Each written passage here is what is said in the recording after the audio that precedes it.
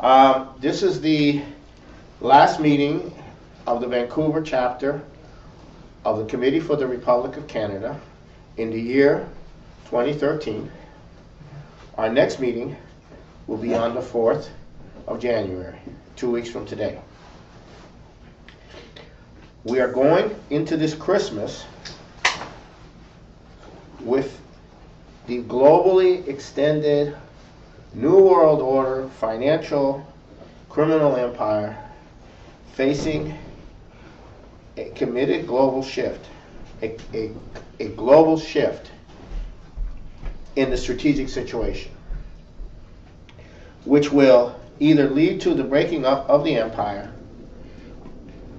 causing its dissolution and dismemberment, and being replaced by nations, or as part of the Glass-Steagall process, or you will have a nuclear war and the extinction of the human species. And Leslie's not here to hear this. Okay. Anyhow, a nuclear war. So, all other options that were in the process of being carried through that would avoid a total nuclear war or the breakup of the empire have now been closed off. And I'll explain a little bit what I mean by that. Everything that's been going on, the ecology movement, global warming, religious wars, Islamic terrorism, the financial speculation, okay, everything that's been going on, the color revolutions, the tens of thousands of non-governmental organizations that threaten you with vote fraud after an election to bring down your government. All of that, the human rights mafia, all of that has been nothing but a deployment to break up nations and bring them under an global imperial system. Nothing else. Okay. Whether it's the Falun Gong in China or the Pussy Riot in Moscow, that's all it is. That's all it really has been.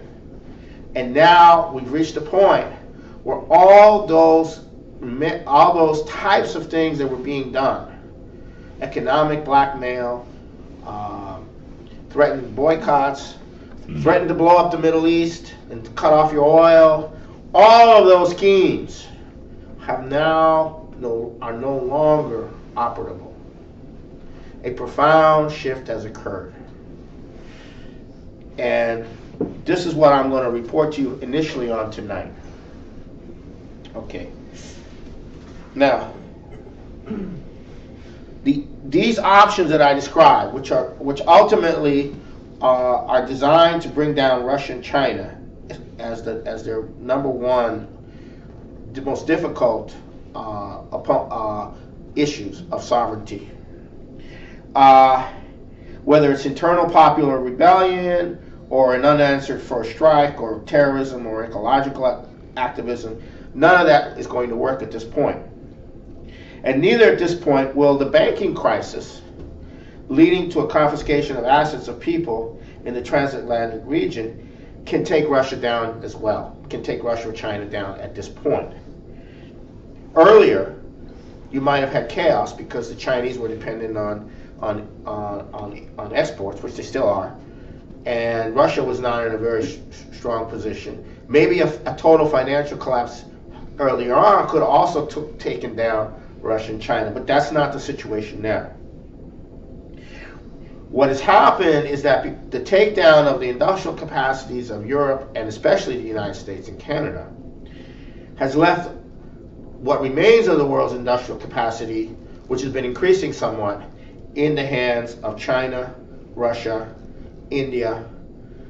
Ukraine has significant industrial capacities which will not be taken down because they did not join the euro. and the rest of Asia. This capability is what the world's going to have to use to grow from, develop. But that can't be taken down by any of the things now that I'm telling you, because what's happened is a profound unification has occurred in the intentions of all these nations. And that unification of intention,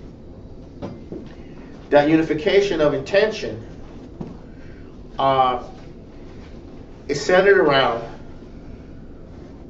the types of policies that LaRouche has been promoting for 4 decades. Okay, so that intention has brought these nations together, and they are now launching an economic revolution, a productive expansion. And whether that revolution will be joined by what's left of the United States or Europe and so forth, or not, is one thing. But that process has now underway of unleashing the productive industrial powers that these countries have on an accelerated basis. And this is very important. This is probably the most important thing that's happened that I can speak of since the assassination of Kennedy. Okay, in terms of the reversal, the beginning of a reversal of a policy that's been in effect since the United States came under the control of the imperial system, more or less since the time of Kennedy's assassination. Okay, so the takedown of the financial system at this point, leading to chaos and martial law, or leading to, and prior to that, the confiscation of people's assets, cannot work. Yeah, you could have martial law in the United States and Canada, but you don't have the industrial power there. Where are you going to get your industrial power from? Where are you going to get your imports from? You cannot survive without Asia at this point. You cannot survive even without Russia and India. Right? You can't survive. So what does that mean? People got to think about this. Those countries which have production can reorganize themselves even under difficult circumstances around that. It doesn't mean they're going to succeed without the United States. Because if the United States is not part of that, then the United States is going to be deployed to kill it with a nuclear war. So this is what you're looking at. And thus the collapse of the transatlantic system in and of itself does not solve the problem for the oligarchy. And neither does a nuclear war solve the problem for them either. So they have no solution. The imperial oligarchy has now come to a point where they have no solution. They have no viability. They have no continuity. They have no future. Their future has come to a dead stop. But very few people understand that in the population. Very few people in Canada understand that. That it has come to an end. They are finished. And I'm serious about that. I'm not joking. That is, they have come to an end. The entire system has come to an end. It's finished. What you're seeing now is the process of what's going to happen, is that it's going to be played out. And whatever and whoever factions of whatever type that exist in the transatlantic region who have a mind left need to realize that it's over and that they can survive if they want under a replacement system, under a different system, a system of sovereign nations. And they can only do that with Glass-Steagall and with a collaboration for world development with the rest of Asia. And there is no other option for the survival of anybody in the transatlantic region, whether they're an oligarch or whether they're a drug dealer or whether they're whatever. There is no other survival. Now, what about a war-winning military strategy? Well, folks, the Russians and the Chinese have now demonstrated that they do have a second strike capability. A sufficiently effective second strike capability that a first strike isn't going to do the job that you want. So a first strike, obliteration of China and Russia, which has been on the books, it's been contemplated, it's what Obama is prepared to do, if allowed to do that, is not a viable solution, because the Russians and the Chinese have demonstrated, have made it very clear in many different ways that they are prepared to go with a second strike, and they are organizing their capabilities for a blackmail second strike. So where does that put the empire, the financial empire, the toadies of the financial empire, all the environmentalists, all the NGOs, the quadrillion plus derivatives, all of this stuff? Where does it put all these people? Where does it put all these people? Where is their future? Green with envy. So now I want to go to the next phase of this, because I think that I have to go more deep into this. Now, people have to understand what the significance of Chinese soft landing on the moon with a rover which is supposed to return. This rover is the first soft landing on the moon in 40 years. The Chinese are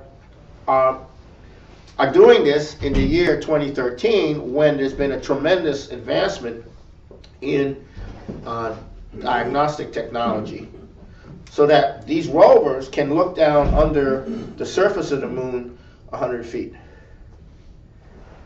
These rovers can do all kinds of things that were unimaginable 40 years ago. Now, the Chinese are making it very clear that they're looking at the future development of helium-3. So if they're talking about mining helium-3 on the moon, they are committed to fusion power. Okay? So this represents a commitment. The technological capacity that's being demonstrated in this is a technological capacity that you need if you're going to move towards the next stage of industrial development.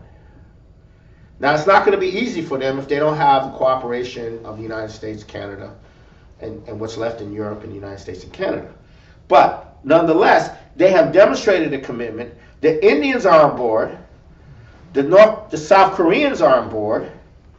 All of Southeast Asia is on board. Indonesia's on board. Malaysia's on board. Russia's on board. All the stands are on board. Right? And now we come to the fact that it means that the decision to go this way has been made. And the future of humanity is now set in this direction. And this has been what the LaRouche movement has been moving towards since LaRouche in the middle 60s, late 60s, began to see the directionality of things emerging after the assassination of Kennedy. So this is what we're looking at.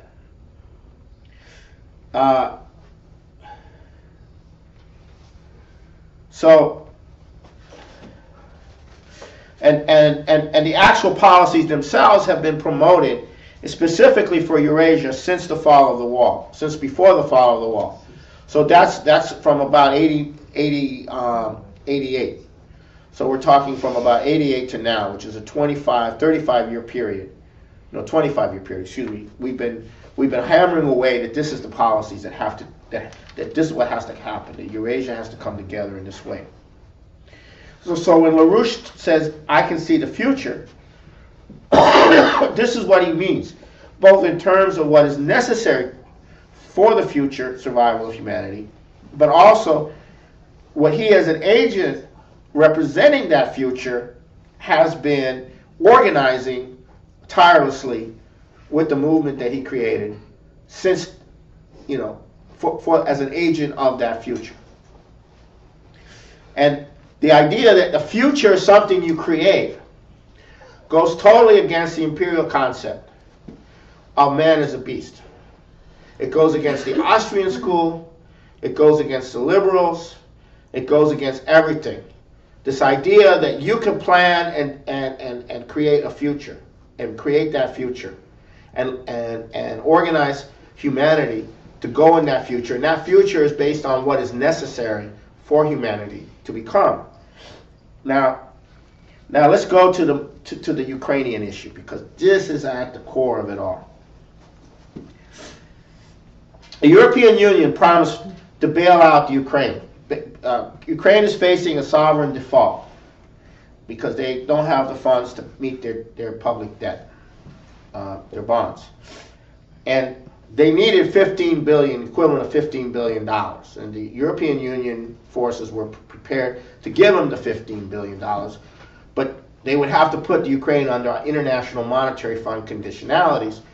And one of the conditionalities is that the price of gas for the population would have to go up 40%, and extreme austerity measures had to be adopted. And then they would get the $15 billion loan to keep them from going into a default. So you have the conjuncture of the imminency of default with their with the pressure to sign on to the European agreement, which is the European part of it, which included the IMF, on November 29th, and they opted out. And this shook the foundations of the entire imperial system to the core, what Ukraine did. How dare these poor, miserable Slavs, you know, this impoverished bunch of people who we have decided are going to be nothing more than agricultural backwater appendage of Europe. We're going to, you know, we're going to incorporate them into the European Union, and we're going to put our missiles on the border with Russia, and we're going to tell Russia to submit. Well, they backed out.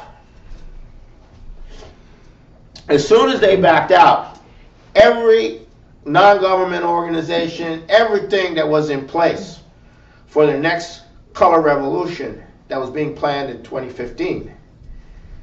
This is after they would sign on. They also had a color revolution planned for after they signed on, was unleashed.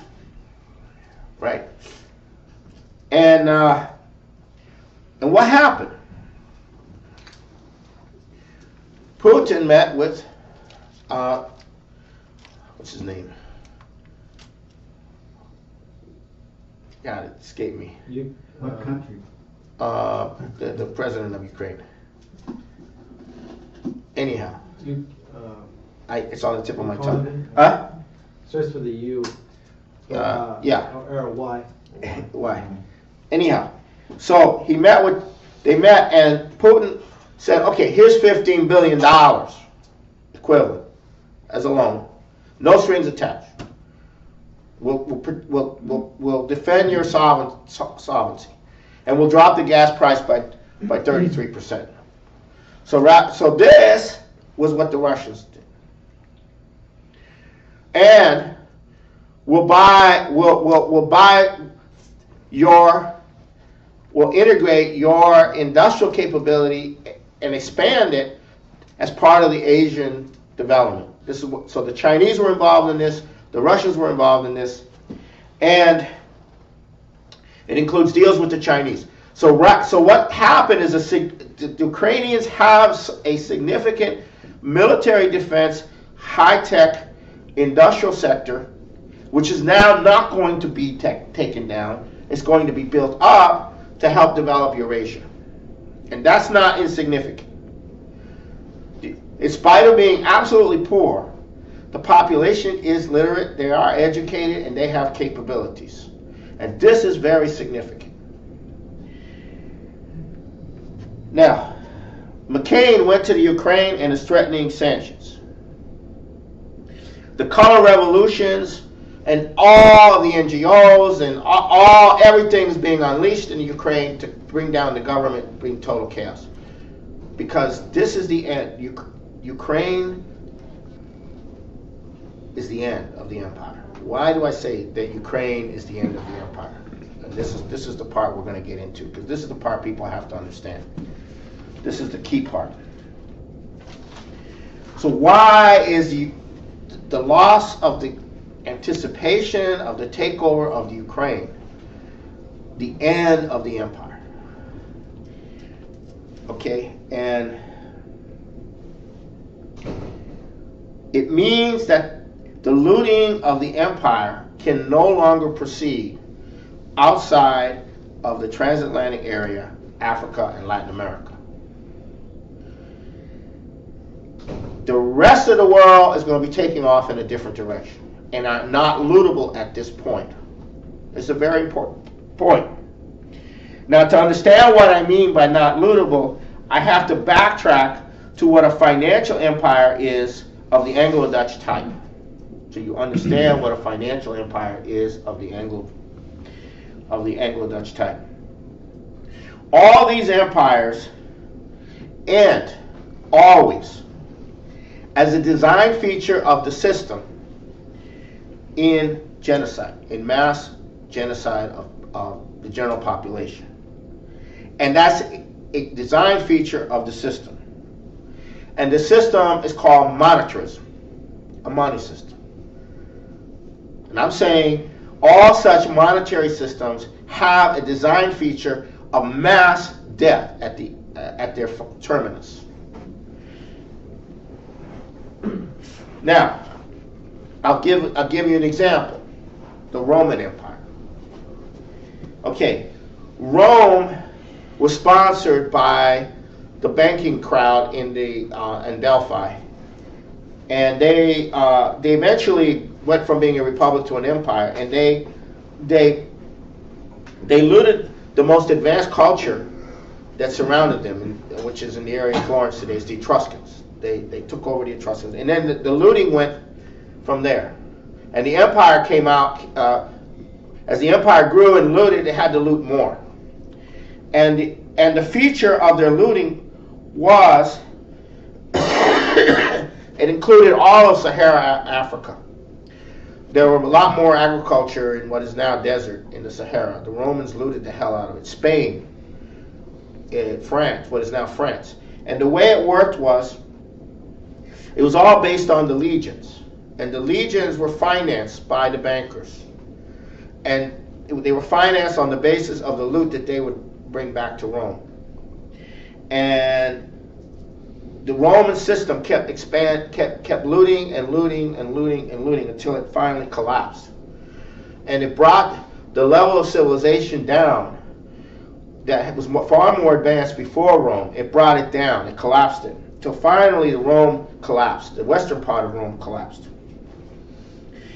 Also the existing feature of the Roman system was called tax farming, where the emperor, you bought the license to tax, basically. And whatever you got was yours, beyond what you paid for the right. And so this is a form of criminal. This is totally criminal. The whole thing is criminal. And if you're not a Roman, you can do whatever you want to them, and so on and so forth. You can enslave them, and then the slaves didn't live very long, and then when the slave system became too burdensome, they turned to feudalism and so forth. And it finally collapsed in mass death throughout that part of Europe. as a result of the collapse. And it was inevitable in the system that that would happen. Later on, the Venetian example was the same thing.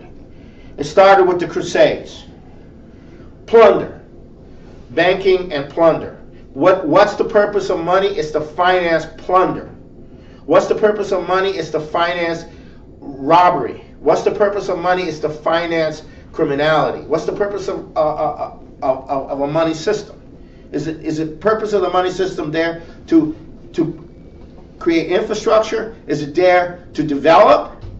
No, it's there to plunder. That's why you have a monetary system of the Venetian type, right? And when they reach a certain point of looting, they turn to the Mongols. The Mongols. What does the Venice have to do with the Mongols? Well, the Venetians were key to getting the Mongols going. Where did the Mongols get their modern weaponry? Where did all the loot of the Mongols go? How were they able to show up everywhere with the horde? Who were the bankers? Who were the people that were giving them the intelligence? Who were the people that were getting the loot from them and giving them what they needed to carry out further raids? The Venetians. That's who they were. Why do you think Marco Polo was made a governor when he was there? And his uncles, right? And the ones before his uncles. What do you think was going on? That's not a secret. What did the Mongols do? They murdered half of China. This is why. Because this is the financial system. This is how we do it, baby. We loot, rape, and plunder. That's what this is all about. That's why we have money. That's why we control trade. That's why we control the seas. What, you think you think they care about humanity? You think the Austrian school, anybody in the Austrian school gives a damn about the human species? Or in the liberal British school of economics, you think they care about humanity? No, screw humanity. It's plunder. That's what it is. That's all it is. It's piracy. It's the drug trade. It's mercenaries going in and taking what you want and leaving devastation behind. What's the problem? The world's overpopulated? No, what's wrong with calling it this way? What's wrong with reducing the population? I mean, isn't that the way it's supposed to be? Okay, so now we go to a more modern example. The Anglo-Dutch example, based on the same principle. Now you have pirates plundering the world. You know? It's financed by bankers. Companies are given charters to what? Plunder. The Dutch East India Company. Plunder.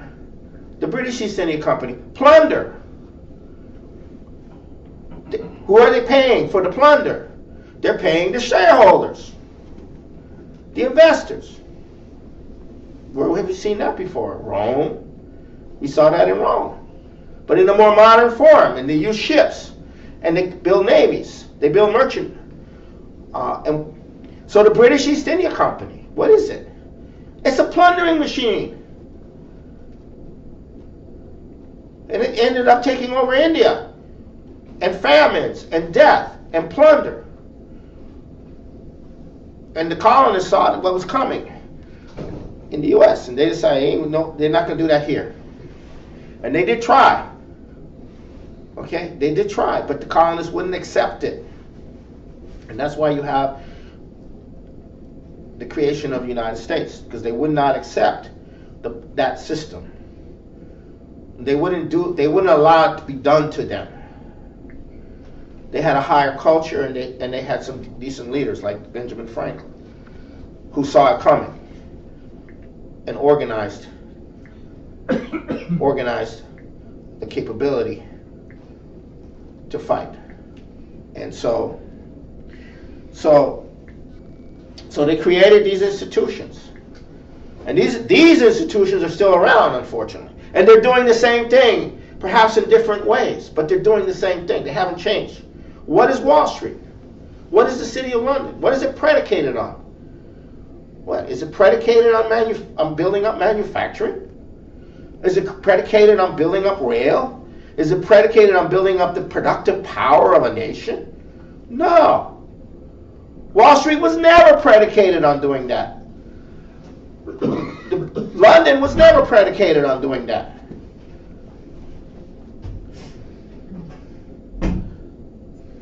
So, I'll do my last example here before I get to the modern situation.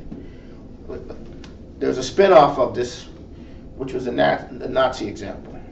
Okay. What was the SS? The SS grew from being a private army, you might say, under Hitler, to running the slave labor system, for running the economy. It grew. And what was the SS? It was a plundering machine.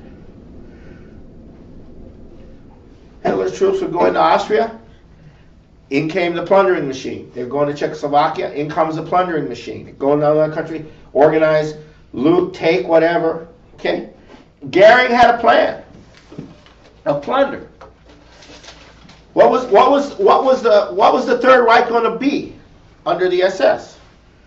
It was a plundering machine. Did they go into Ukraine? Did they go into? Did they invade the Ukraine to quote liberate the Ukrainians from the Soviet Union? No. At first, a lot of Ukrainians thought, "Hey, they're here,"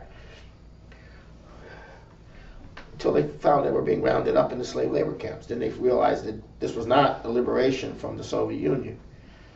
Okay, so Goering's plan was very simple. There's so many million people in Eastern Europe, Russians, Ukrainians, Poles, whatever, and we're going to recycle them through slave labor camps and we're going to kill off this many, like 80 or 90%. That was the plan. It's a plundering plan. It made a lot of sense. And they had investors from all over, from Wall Street and from London. These were good. It's a sound business principle. This is a sound business principle. It's profitable. It makes a lot of sense. So Wall Street had money in these slave labor camps, and so did the City of London. You know, it was okay. It's good business practice. So this is very important. Now I'm saying this to provide you the historical background to why the Ukraine not coming in is very bad, because all those derivatives up there, all that financial paper, what gives that stock market that bounce, right?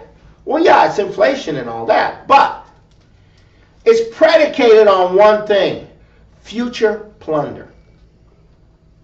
In other words, they've already figured out what they're going to get out of your pensions in the cuts of medical care, and seizing deposits and the bail-in, and shutting down this and screwing this and doing that. And that's all been predicated in the value of the financial system.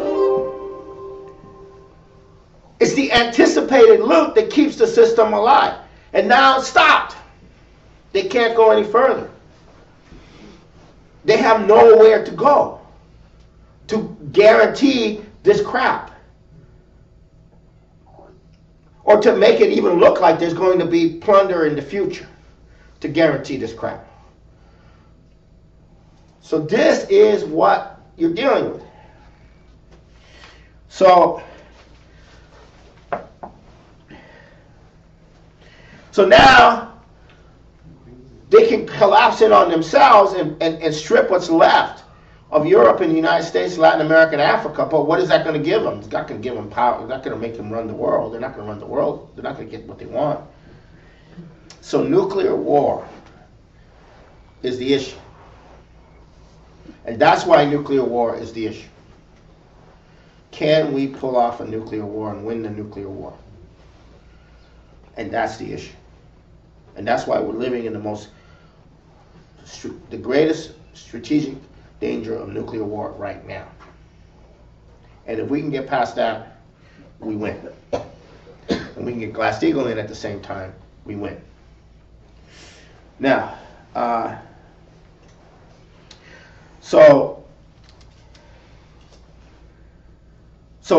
and nuclear weapons are the only thing of power left in the transatlantic system.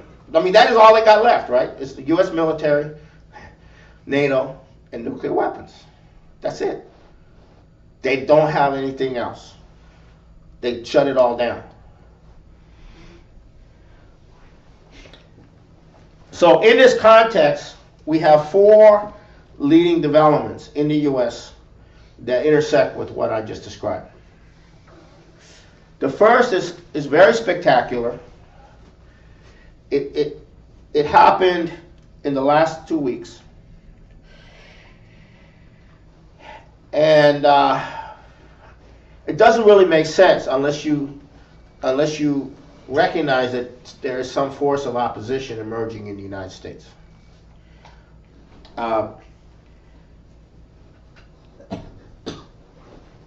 Earlier last week, Walter Jones was joined by Representative Stephen Lynch of Massachusetts in submitting a bill into Congress calling for the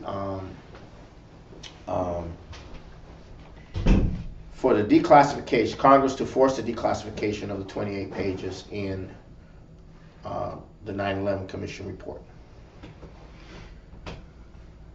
And that was covered extensively in the Massachusetts press. The 28 pages, the issue of the Saudis, and all of that, right? Then, over the weekend, last weekend, or I don't even know if it was Monday, perhaps, there appeared an article in the tabloid, New York tabloid called the New York Post, which is, I think, Murdoch owned. It has 500,000 hard copy readers, and it was an article on all of this, the 28 pages, and so forth and so on. Then a little bit later on, former Senator Bob Graham came on Huffington News TV, discussing this whole question. And then a little bit later on, he appeared on Fox News. A few days later, he appeared on Fox News. With Fox News saying that they're not a conspiracy theorist. Which underscores the seriousness of them putting it on. Now, and then, what happened 2 days ago is that the Second District Court of Appeals in the United States, so I think which is the New York area, finally overturned a 2005 federal court decision. Now this is 8 years later. That the Saudi kingdom was immune from civil lawsuits in 9/11 because the court did not have jurisdiction because of their sovereign nation. They overturned that. That was overturned by the appeals court, allowing the 9/11 families and the insurance companies to resume the lawsuit against the Saudi kingdom for damages for their involvement in 9/11.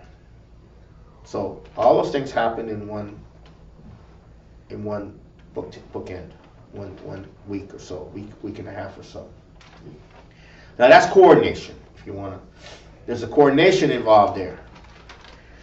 Now, the LaRouche movement went out in 2008 with the Saudi thing, with the 9/11 thing, based upon what we found out from the novel of Bob Graham, And we went out and we've been plugging away. BAE systems, the 28 pages, the Saudis and the British, you know, and we're still pounding away at it. But this is the most significant break we've gotten in that direction.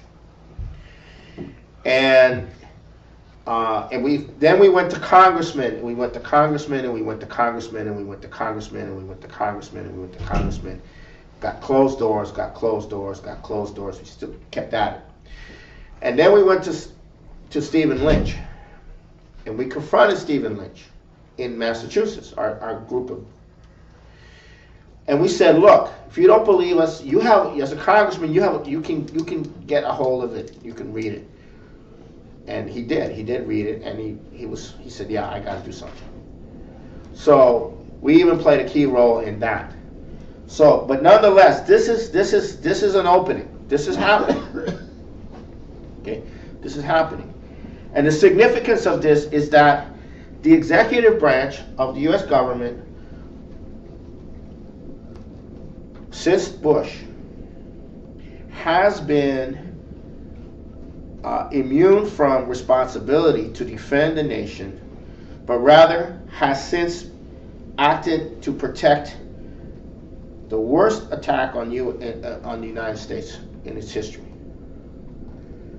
Okay, the worst attack in its history, it has been protecting the perpetrators of that attack, the executive branch of the U.S. government.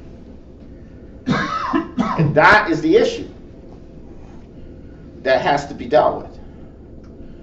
And so what kind of nation do you have if your executive branch is protecting the perpetrators of the worst attack in your history?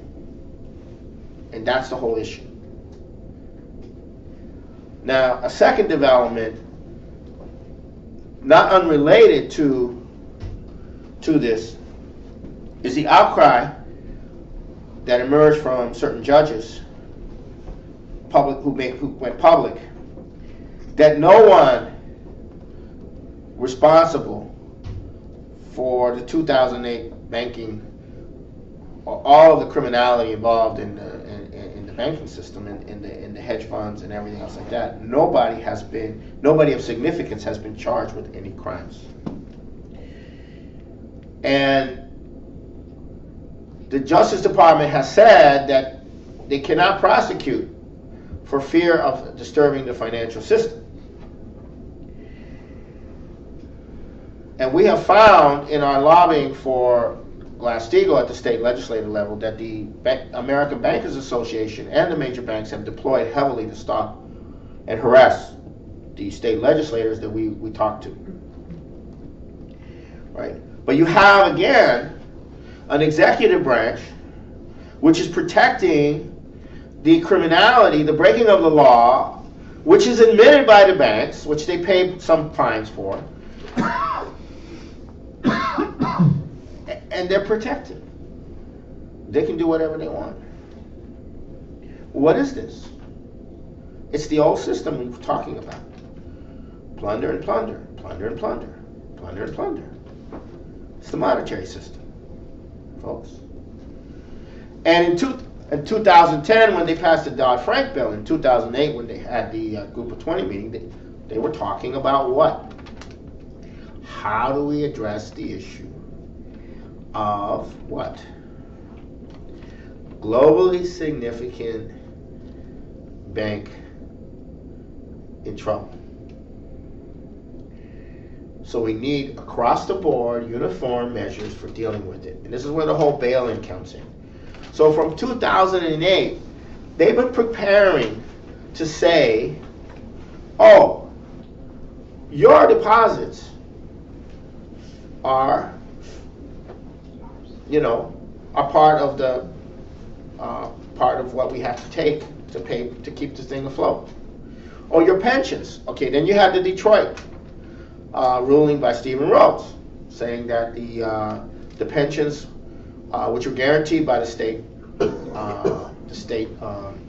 constitution,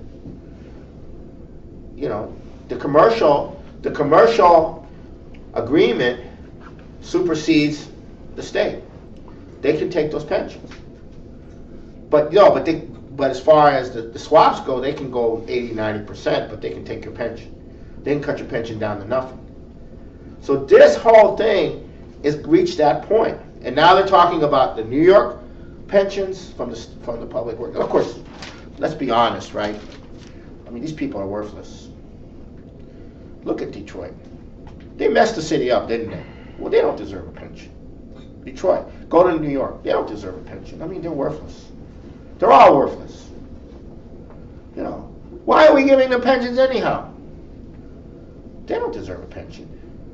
They're living off they're parasites. We have too many parasites in our country. No, that's true. We got all these people on the dole. We got all these people on food stamps. We got all these people that aren't working. They don't know the value of work.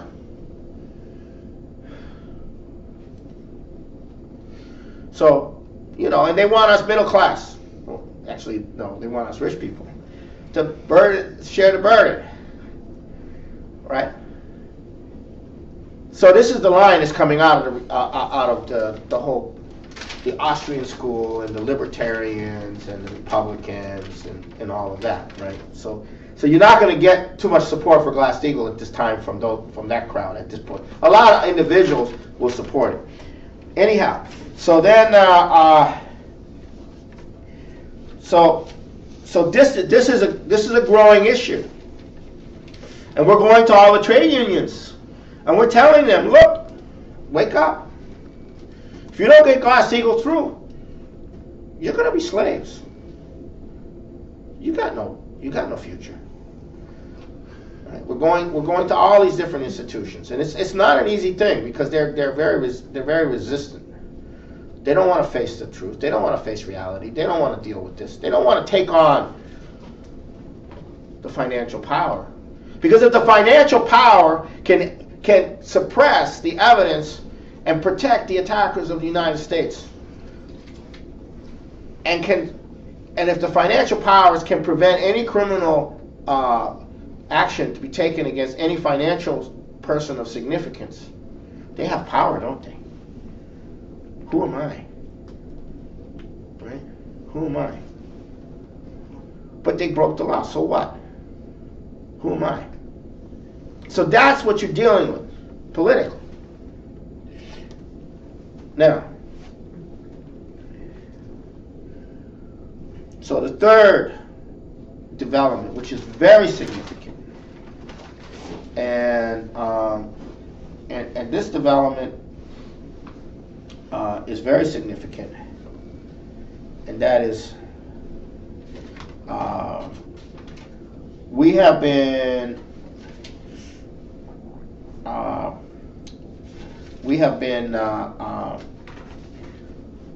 been waiting to see which way the Clinton apparatus was going to go, right? You know, Clinton was the one who asked LaRouche the question on October 1st webcast 2008 about Glass-Steagall, and LaRouche basically made it clear that he thought Clinton was a coward. And he answered his question by saying basically at the end that Clinton didn't have the guts to go for stopping the bailouts. This was during the middle of the bailout crisis. And but the Clintons have always been an issue in terms of which way they were going to go. They weren't with the policies, but they went along with the policies. And the question is, would the Clintons, when things reached a certain point, would they take advantage of the situation and come forward with a policy to rescue the country and thereby come out on top politically? Would they go against Wall Street when Wall Street was down? When Wall Street got down and they could be kicked in the face, would they go ahead and kick Wall Street in the face? Would they put the foot down on them? Well, instead,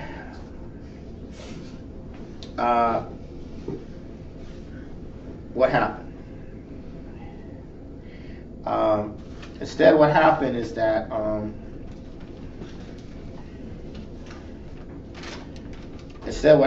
Hillary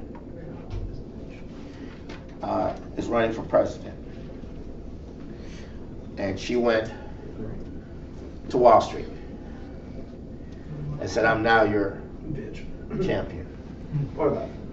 I'm now your champion, and I'll take every contribution you can give me to build my campaign to defend Wall Street." Okay. The very Wall Street that threatened her life in April of 2008. The very Wall Street. The very financial power that told her that if she got anywhere near the White House, she would be bumped off. Here I am. I'm yours now. And she's now defending Wall Street.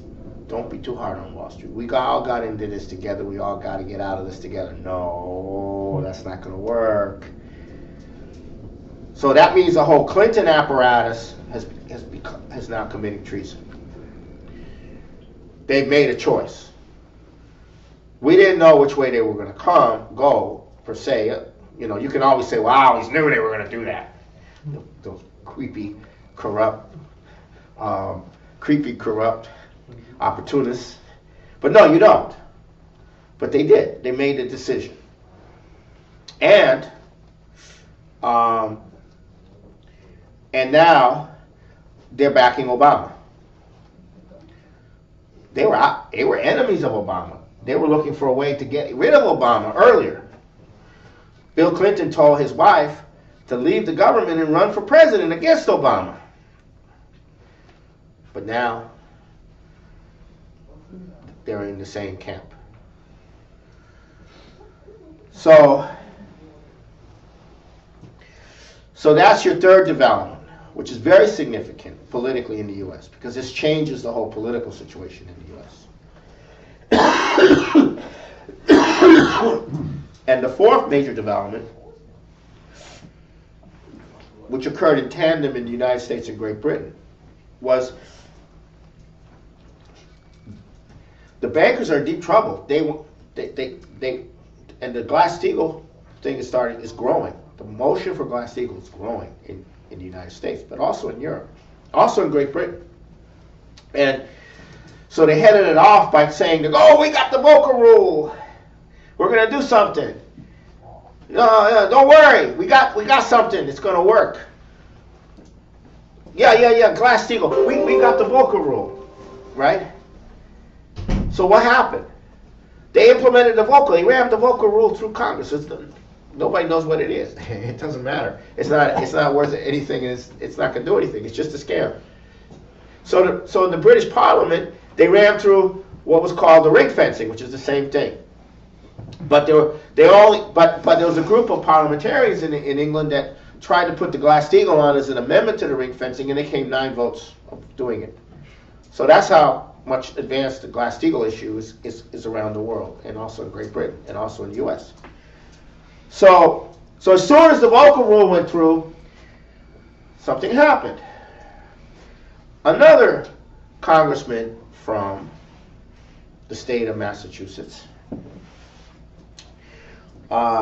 Stephen Tierney, a Democrat, joined ranks with the same Republican congressman, Walter Jones, in the 28 pages, to submit a companion bill in the House of Representatives to the Elizabeth Warren bill, who's also from Massachusetts. And what that means is that if the Senate votes and the House votes for those 2 different resolutions, because they're the same, there's no conference committee where they can screw it up, because they always screw up these bills in the conference committee. Now, so what's going on here? You got the 9/11 stuff. You got the Glass-Steagall stuff.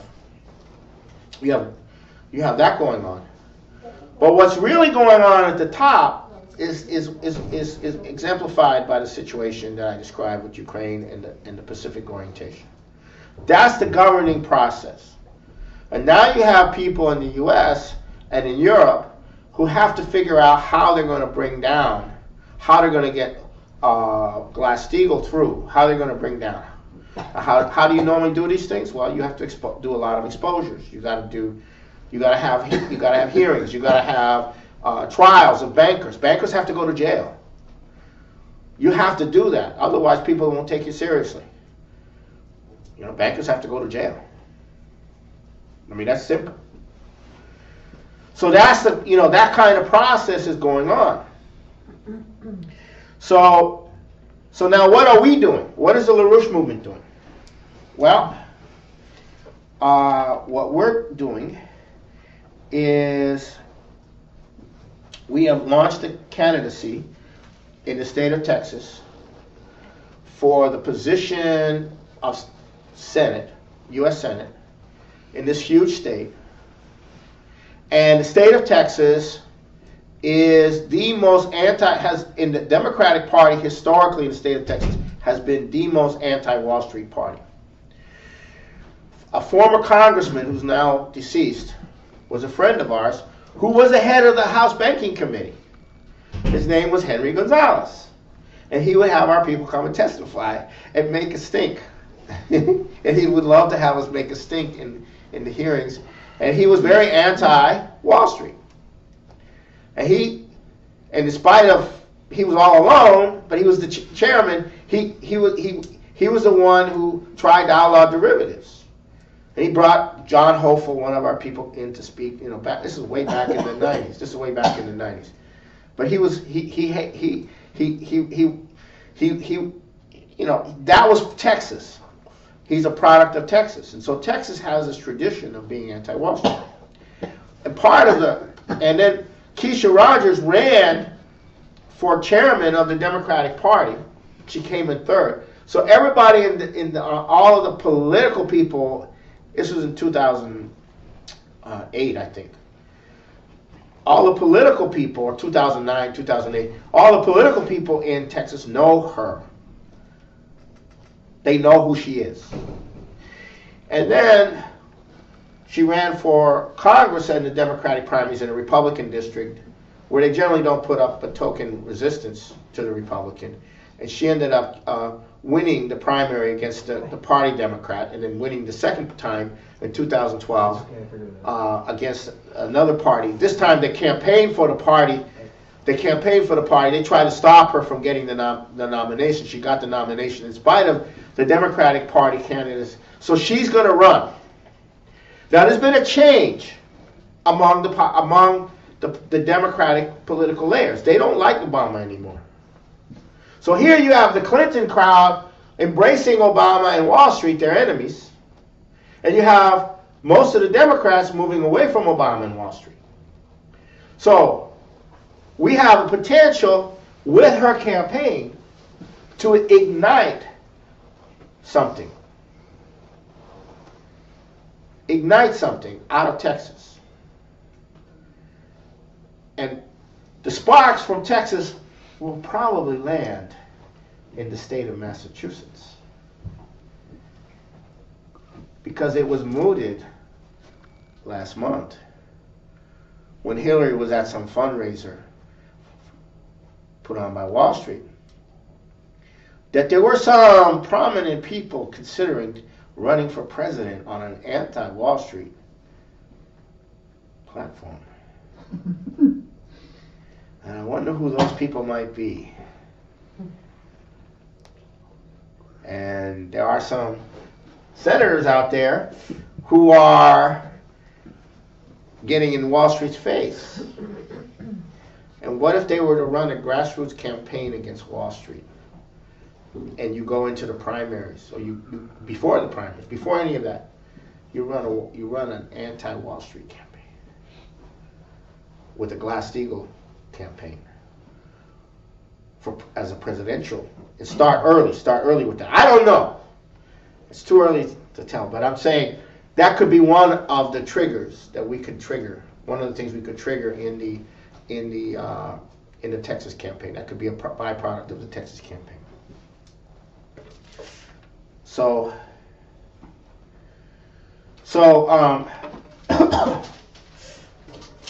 there's a process going on. I don't think the Ukrainian situation is completely done, but there's a process going on. Right? There's a process going on here, and there's been a dramatic shift in the strategic situation. And one of the key points we keep coming back to is August 28th, I believe, when Obama was forced to back down from attacking Syria. Now that problem still exists. You got the crazy British, Israeli, Saudi apparatus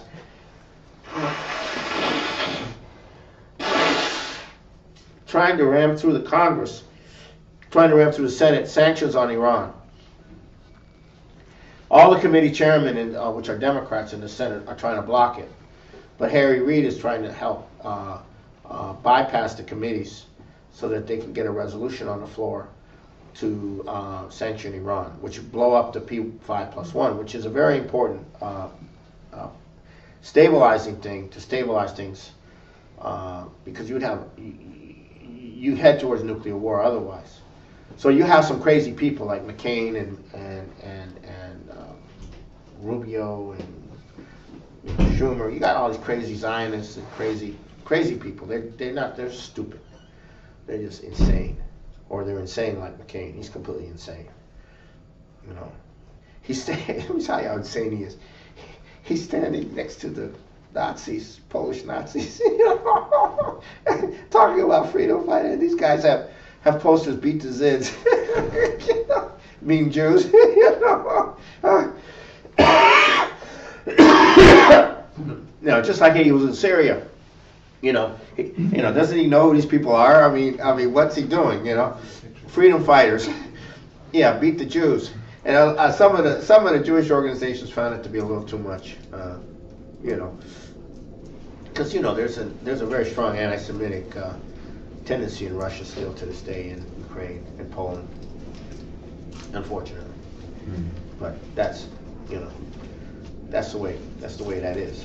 But anyhow, so I'm going to stop there and open it up.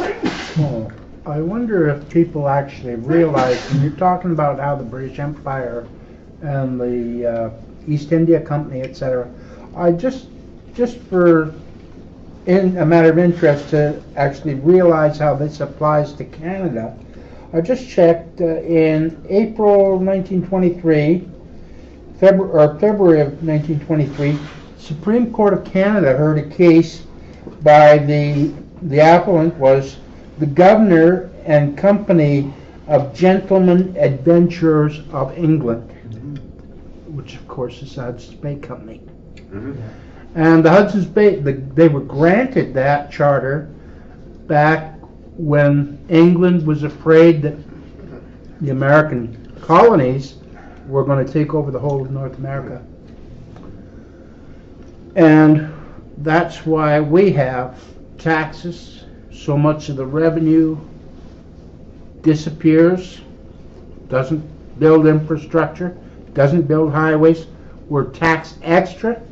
We don't get the benefit of the revenue of the exploitation of our resources.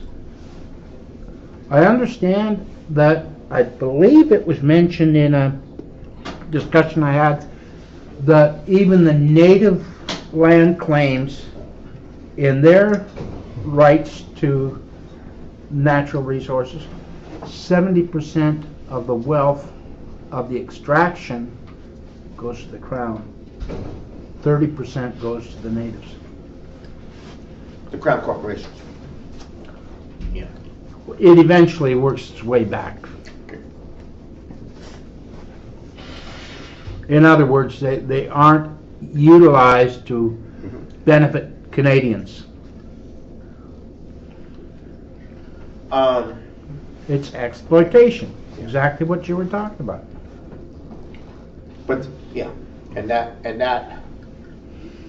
But when the American system was dominating the world in the period following Lincoln, and during the period following FDR becoming president, you had the American system becoming dominant at those times.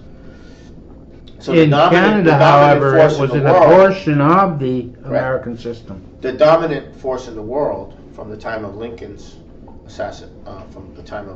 to the assassination of McKinley, in spite of ups and downs, was the growing industrialization of the world and the growing copying of a national economy approach. And the British, all of the British policies that are current today were formulated in that period to prevent that tendency to dominate the world. And so we had World War I, World War II, the Cold War, and the Clash of Civilizations. Those are 4 major conflict periods in a little over a century that emerged. And all of this is an attempt to forestall what is now taking place, which is now taking place now in this form, in a Asian form. But it is the American system, essentially. Now, I want to mention something about Putin.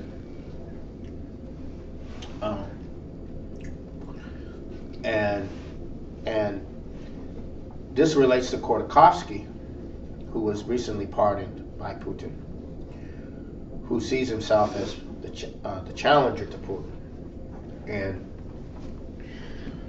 and also mention something about the money that went to Ukraine came from a very special place. And I'm going to go into that briefly.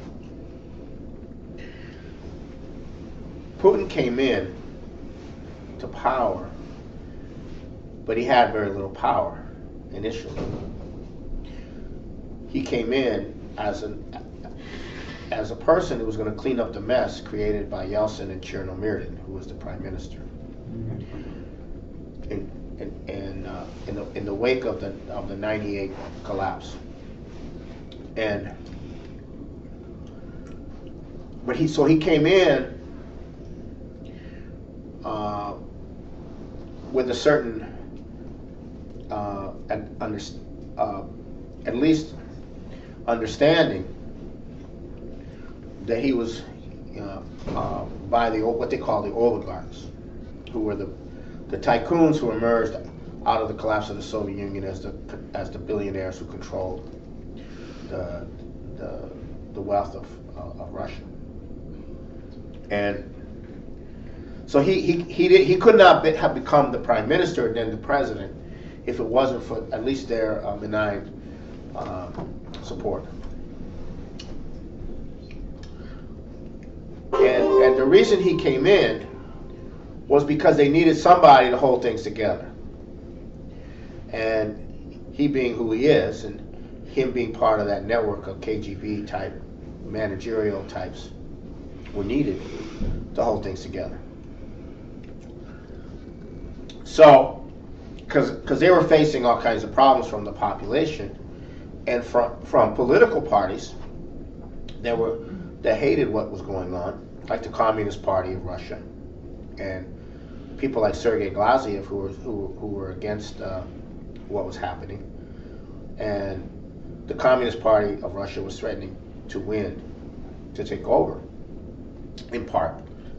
So they brought this guy Putin in, and in the year 2000, he had a meeting with the oligarchs, and he said, "Look, guys, I know you stole everything that could be stolen."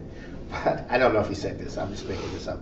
I know if you guys probably stole everything that could be stolen, but hey, it's time to think of a little, put a little thought towards Russia, And so I'm going to ask you guys to work within certain boundaries and, start investing in Russia and, follow certain guidelines and so forth and so on. And it was Khodorkovsky was the most powerful of the group, one of the most powerful of the group. He was head of Yugoslav. And he bucked Yeltsin directly. He came into head-on collision with Yeltsin, threat, and saying, no, we don't have to do what you tell us. And so that led to his conviction and sentencing. And the fact that Putin got away with that was a key part of his consolidation of power in Russia. So basically, he started setting boundaries for the oligarchs. But some of them left Russia and are his principal enemies, like Berezovsky, and there's others. And then there's the Russian mafia and all that stuff. So anyhow, but still, a lot of the people that were part of that apparatus remain in power with Putin, shared power with Putin, like Kudrin, the finance minister. Because if Putin kicked him out, then he would essentially Russia was not in a position to deal with the West. They were not in a strong enough position, so he couldn't kick out the financial people, because then he was not in a strong enough position to do that and deal with the assault from the West. I mean, from Europe and the United States, the economic and financial assault. So he played a kind of a double game, and then conceding, retreating, conceding, but building for a counterfight. And one of his number one enemies was a guy we worked with. We still work with, I think. I'm not sure. Sergei Glaziev, who was the son-in-law to a leading economist, and he was a major figure in the early Yeltsin government. And when Yeltsin stormed the parliament, he resigned, and he became an opponent, and he ran for parliament. And he was an economist. He wrote a book called Genocide, which we translated, where he went into the detail of the takedown of the Russian economy and the destruction of Russia, the plundering of Russia, the massive plundering of Russia after the wall came down. The looting of Russia on a mass scale. And Gorbachev was part of it, and Chernomyrdin was a big part of it. He was the prime minister during the Yeltsin period, and so forth. And it was just a massive looting of the population and of the resources and of the capabilities that were developed by the Soviet Union. And he documents this, and then the shift came in '98. Now, he was an enemy of Putin, but then in the recent period, he's been brought in as a principal advisor to Putin.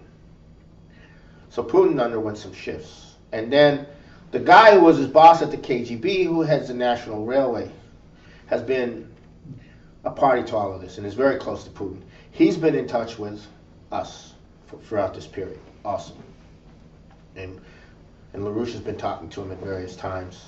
I won't go into details. So but Putin was running this very tight game of not going so far as to cause a total assault on him from the West, but at the same time preparing to overthrow this whole thing. So one of the things that happened was the Russia wasn't doing any development.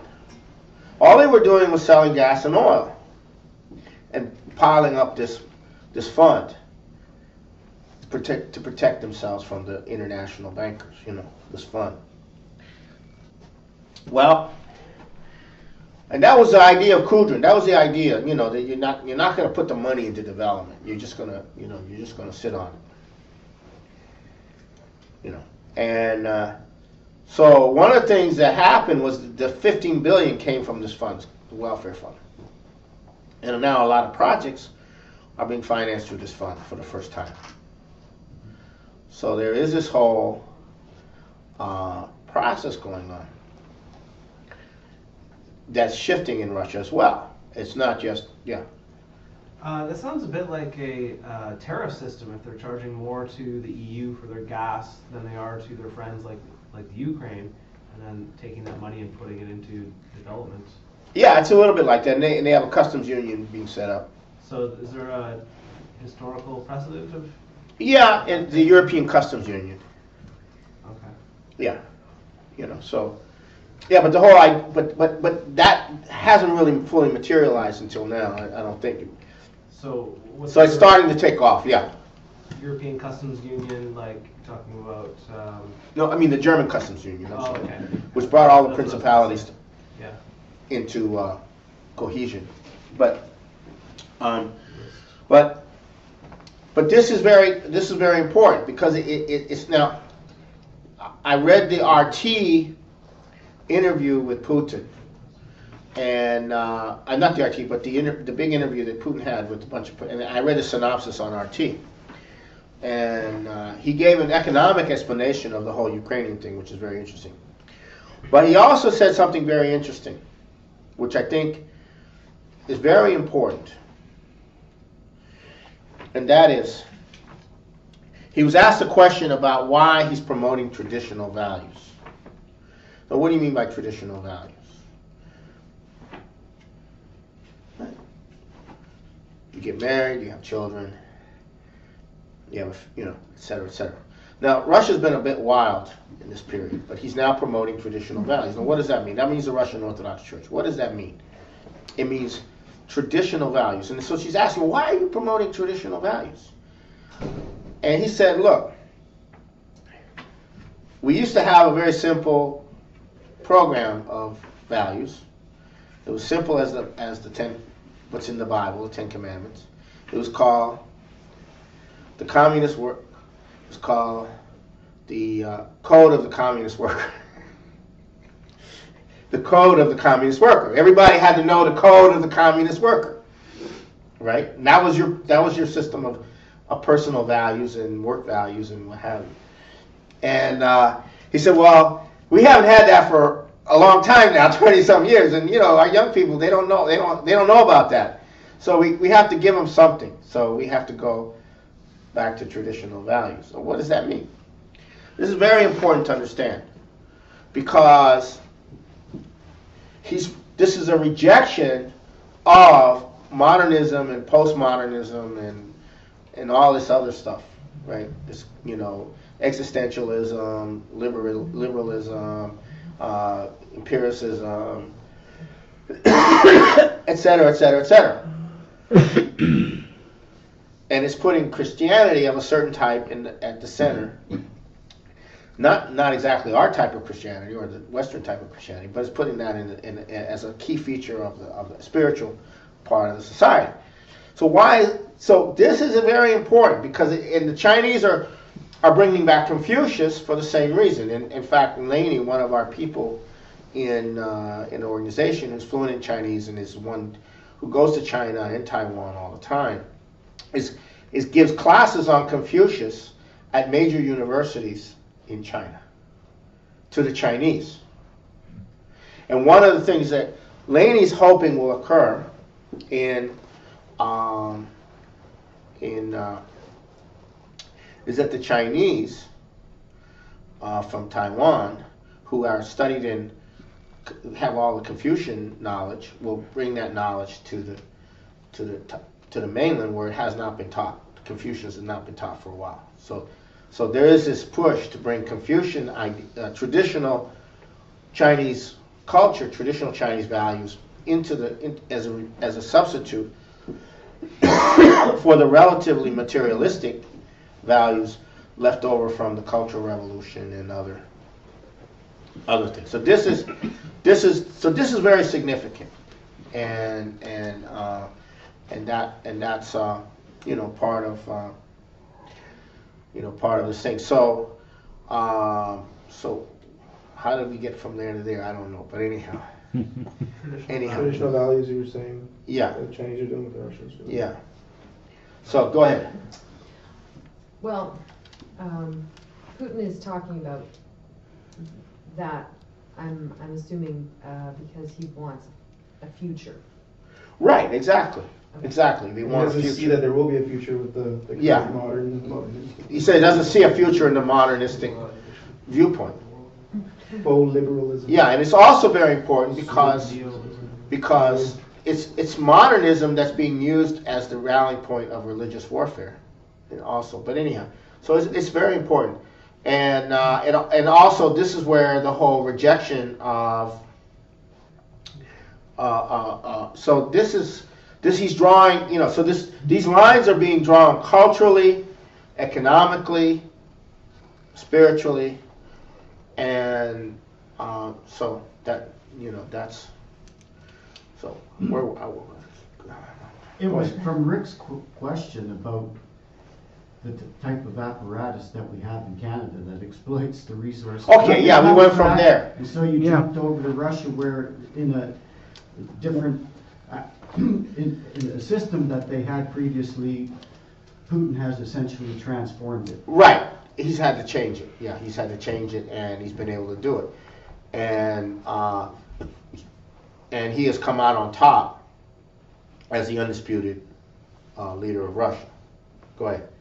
Are you aware of this shift that seems to be taking place with John Kerry, in that he's breaking with the White House on Mideast policy, especially about the Muslim Brotherhood, but also in Iran and I think Syria too? And also, do you know about all these generals being fired and how that fits in? I don't know what's behind all these generals being fired, though. I'm assuming that Obama's trying to purge the next leadership, trying to purge the next leadership that's going to come in after the current Joint Chiefs of Staff retire. So I suspect there's something to do with it. But the military is pretty uniform, except for a few crazies. They're pretty uniform in their hatred of everything that's going on. I mean, it's not like they're going to find too many people in the military who are going to want to do the things that they're being told to do. They really, I mean, the military has really gotten sick of being the imperial policeman and all of that. I mean, But about Kerry, is that how you see it? Let me tell you about Kerry. Let me tell you a few things about Kerry, because it's a complicated situation. Kerry's mother is a Forbes, and the aristocratic family, oligarchical family in France, and he spent his summers in France. So he has an oligarchical side to him. And he's also in Massachusetts. And he went to Vietnam, and then when he got back to Vietnam, he became an anti-war activist, right? And then he got into politics. And he was also in Skull and Bones with Bush. Okay, so he's a very complicated guy, because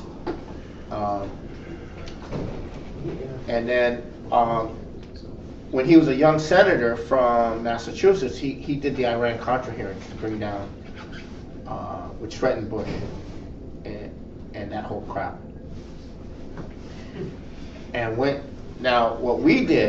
our movement did is we got in with Kerry and his staff, and we provided a lot of the direction and information for Kerry's committee.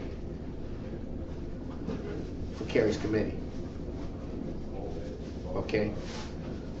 So he was using our stuff, and at the crucial, and we were trying to get Kerry to flush the Bush crowd out of the Reagan administration, so we could have a better direction in the Reagan administration.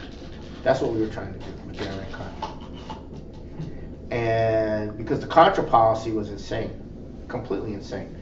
So, and it ended up opening up for a lot of drugs and stuff like that. So what happened was Kerry was about to nail it, and he got a call from Dick Cheney, Congressman Dick Cheney. Basically, it was the we're gonna kill you if you do it, basically call, and he backed down. So he showed a certain gutlessness in that situation. So then his wife is a European oligarch, married to Heinz, and he wrote the foreword to the book, and they wrote an environmental book together, and Al Gore wrote the foreword to it. But he was very open to us during the presidential campaign in 2008. So he's a very enraged guy. He's probably feeling very guilty because he wiped out a village when he was a gunboat, when he was on the river, and he's probably not feeling good about what he did. And because the village was not he was not under threat from the village when he wiped it out. At least I think that's what the story is. And so you know, he's a complicated guy, but he's not a stupid person. You know, he did sell himself to Obama to get the position.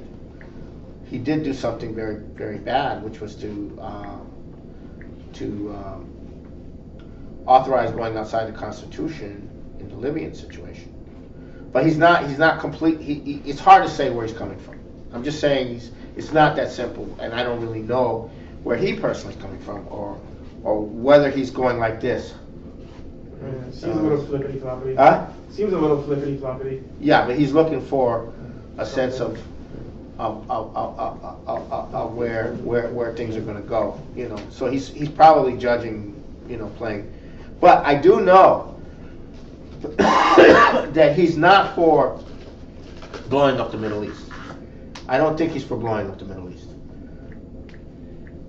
Yeah, he wouldn't. He refused to his orders. He's not a rabid Zionist or one of these. He's not one of these rabid Zionist types. You know. Go ahead. Did you? This is sort of off topic, but with the whole China sending their rover to the moon and whatever, they had this little exhibition in China where they were kind of showing a model of the rover, and in the background they had this display that was like basically the globe, and it's caused all this controversy because in the picture there's a nuclear explosion on top of Russia. Did you hear anything about that by any chance? No. No? There's the picture that they've really used behind the display for the rover. There's a big mushroom cloud. You can't miss it. There's a mushroom cloud on top of Russia for no reason. It's like, well, why would you? Is that a stock photo? And they just like skip on the fact. Find the picture. You know what? I'll probably dig up a link for it right now. You got a smartphone. Yeah, I'll give it to you. Yeah, the Chinese have released their battle plans for Right. who they're going to nuke first in the U.S. and all that. Yeah. And that's- Yeah. We just want you to we're know. joking around about that. We want you to understand that we're aware of what's going on. Yeah. They've got plans Yeah. of their own, No. Well, and what about the revelation of the submarines, too? The what? There's submarines, Chinese submarines. Yeah. Their capability and. They have capabilities that they were not known to have. That they That's now interesting. have. They're now developing the same kind of submarines that the U.S. has. Is that what you meant about the second strike capability? Yeah, that's the second strike capability. Submarines. They're like Submarines can be first strike or second strike. They're like Ohio class subs. Yeah, something in that of that type. What is a second strike submarine then? Well, it's the same thing. I'm saying there's no difference. Same as a first You can strike. use them as a first strike or a second strike, It's capable of getting within range to actually. and they can be, land. you know, they're pretty potent. These submarines are pretty potent things. There's a lot going on in a little submarine under the ocean. You know, it's kind of scary. You know, do you trust those guys out there with the submarine all by themselves? No. No, I'm joking. On the topic of, did you want to say something? Go ahead. That's okay. No, on the topic of empire, Yeah. the Spanish sponsorship of Columbus, was Right. that for colonization, or was that for just finding new resources to plunder? I don't know if that's relevant to this Yeah, topic I at understood. all, you know. I understood. The original intention of Nicholas of Cusa and the network of Cusa that promoted Columbus, and Columbus getting Isabella to agree to the whole thing, was not to plunder. That was not the original intention. However,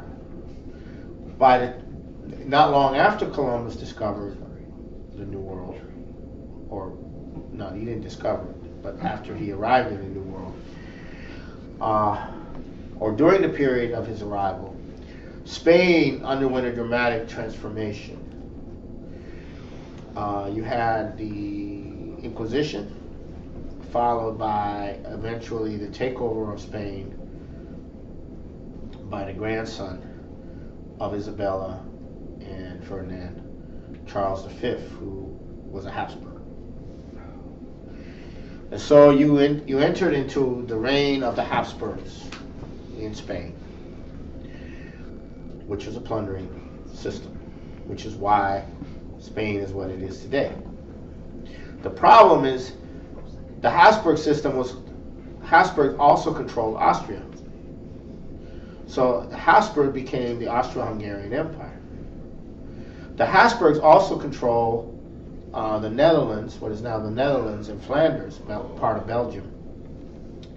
And there was a war that led to the development of a war of liberation by the Dutch, and it led to the system, the Venetian system.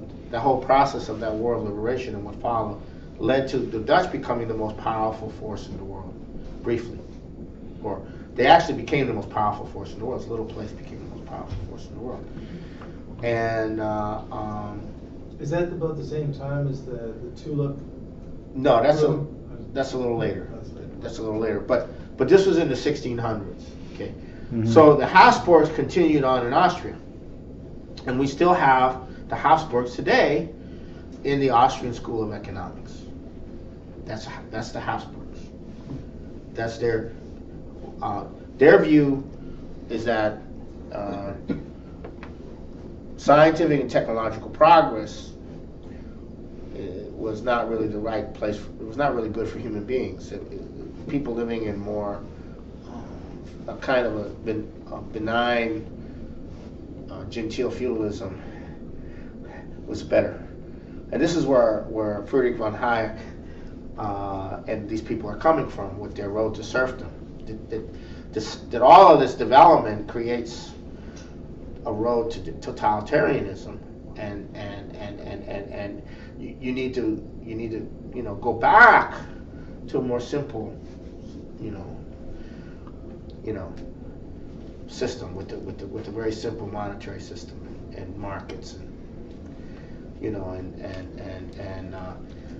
so this is the Austrian vision of utopia, and there's the British utopian vision, and the two kind of got married somehow in this whole mess. But that's what happened because the Habsburg ruled Spain, and it became a looting machine. It wasn't initially, but it wasn't intended to be that way, but it became a looting machine. And but there were missionaries who were not in the looting program, but for the most part it was a looting machine, which is why the Massachusetts Bay Colony was so important, because it was the one that was not a looting machine. It was a real effort to create a republic, and it became in the late 1600s. It became the most advanced economic part of the world. Within a matter of 60 years. So go ahead. What are you asking? So is it safe to say that there's competing ideas amongst the oligarchy of what they want for the future? Yeah. Or are they really on the same page, and these are just distractions to keep us debating amongst yourselves? Or it seems like they really are competing against one another. They're both.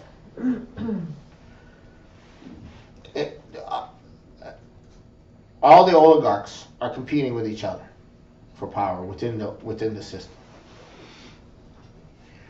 But they have certain guidelines. They have certain basic, things they don't like. Like development. Right. And peace. Because now you have something else coming in, which is not one of them. It's a government. It's a business. It's an industry. It's a the whole battle during the Renaissance, right, was you had kings, right? You had feudal lords. You had the bankers, but then you had these other group coming in who were manufacturers, traders, and they built large manufacturing centers for like textiles and things like that. And the textiles were very important, and manufacturing various different types of products that were very important in like the 1500s.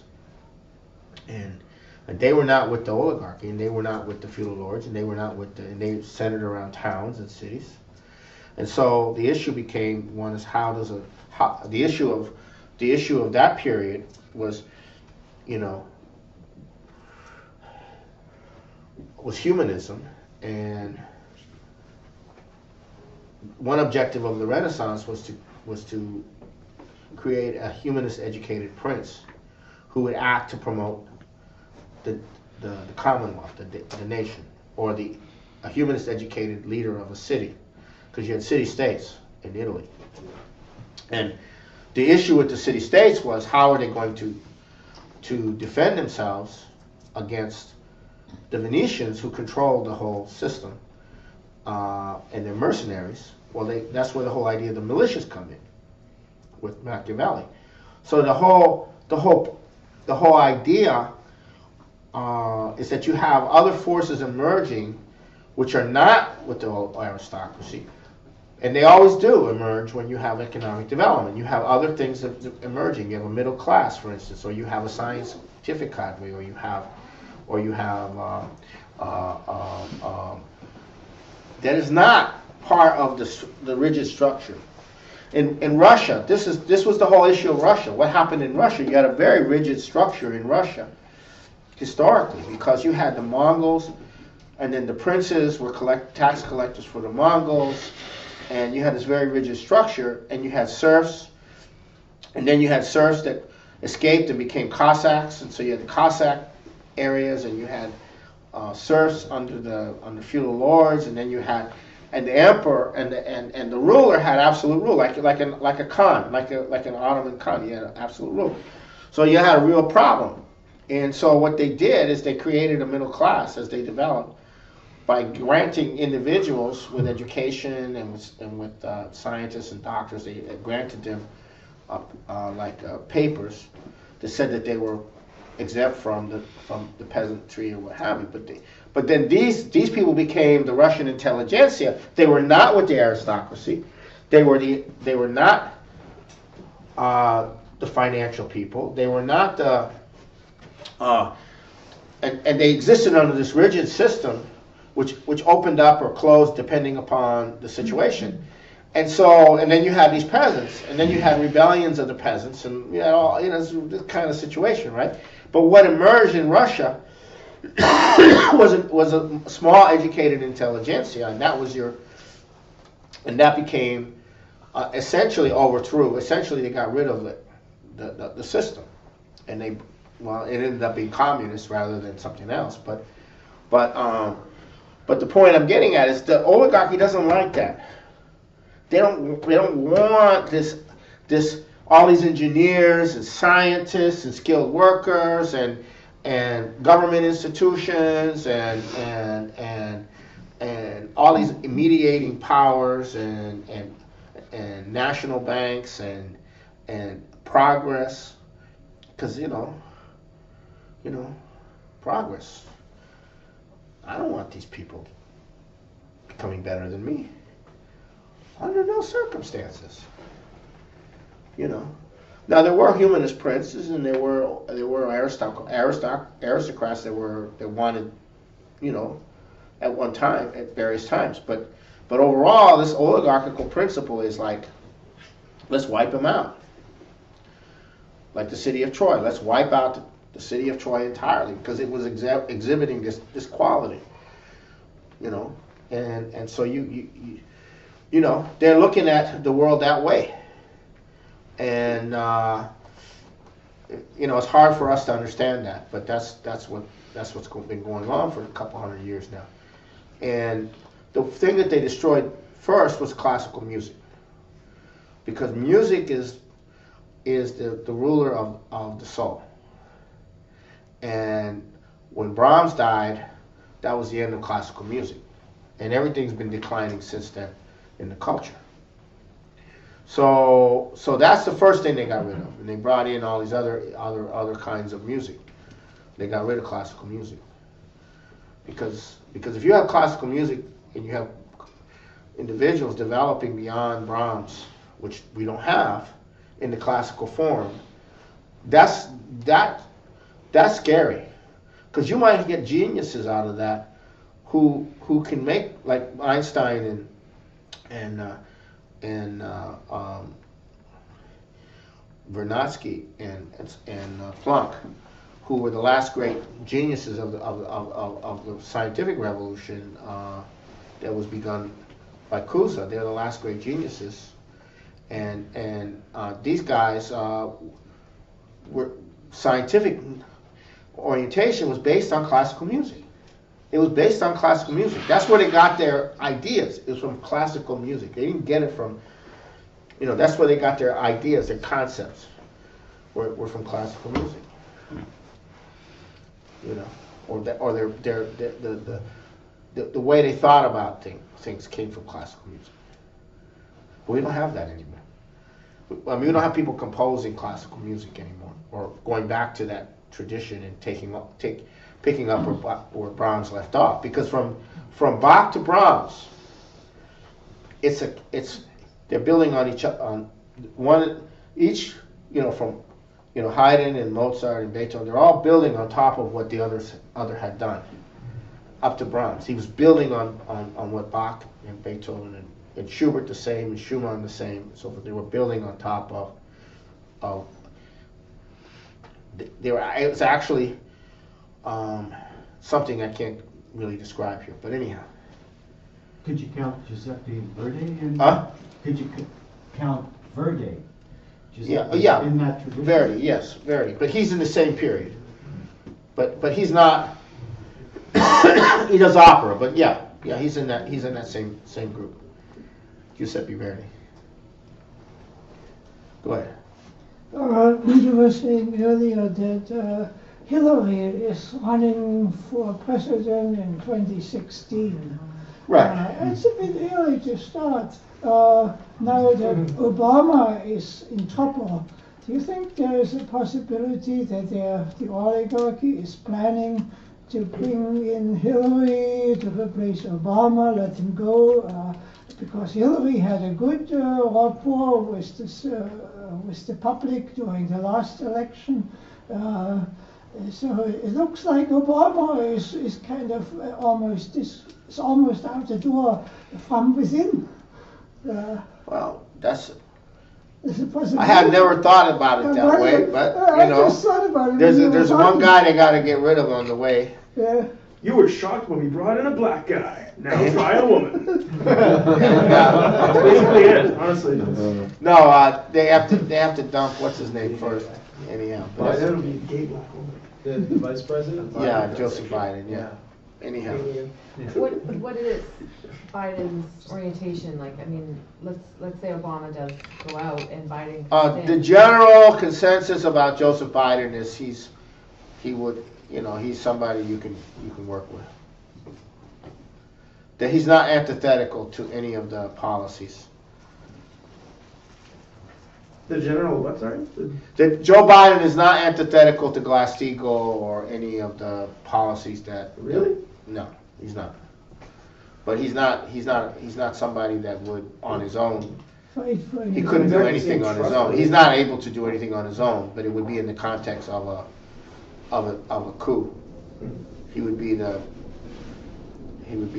kind of an appendage of a coup that we're trying to create. We're going for a coup. Go ahead. All of these developments that you've been speaking about, how likely or unlikely is it that they could be upset by an assassination? That's the problem.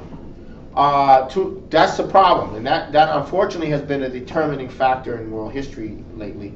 Has been assassinations. Lincoln was assassinated. A few very key people were assassinated, and that changed the direction of history. Kennedy was assassinated. Even Reagan was. Reagan was almost failed, assassinated. But it brought him down to Well, some degree. didn't it put Bush in charge, more or less, Yeah, after that shifted, point? It shifted things. So yes, assassination seemed to be the mode of operation here, and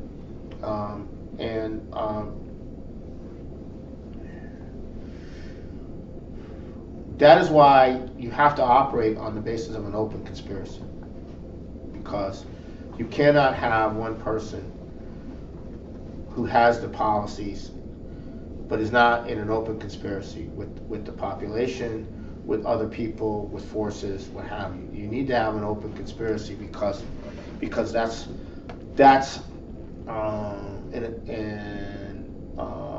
so that it's clear, what the issue is, including assassination. It also reduces the threat of assassination, but you have to have an open conspiracy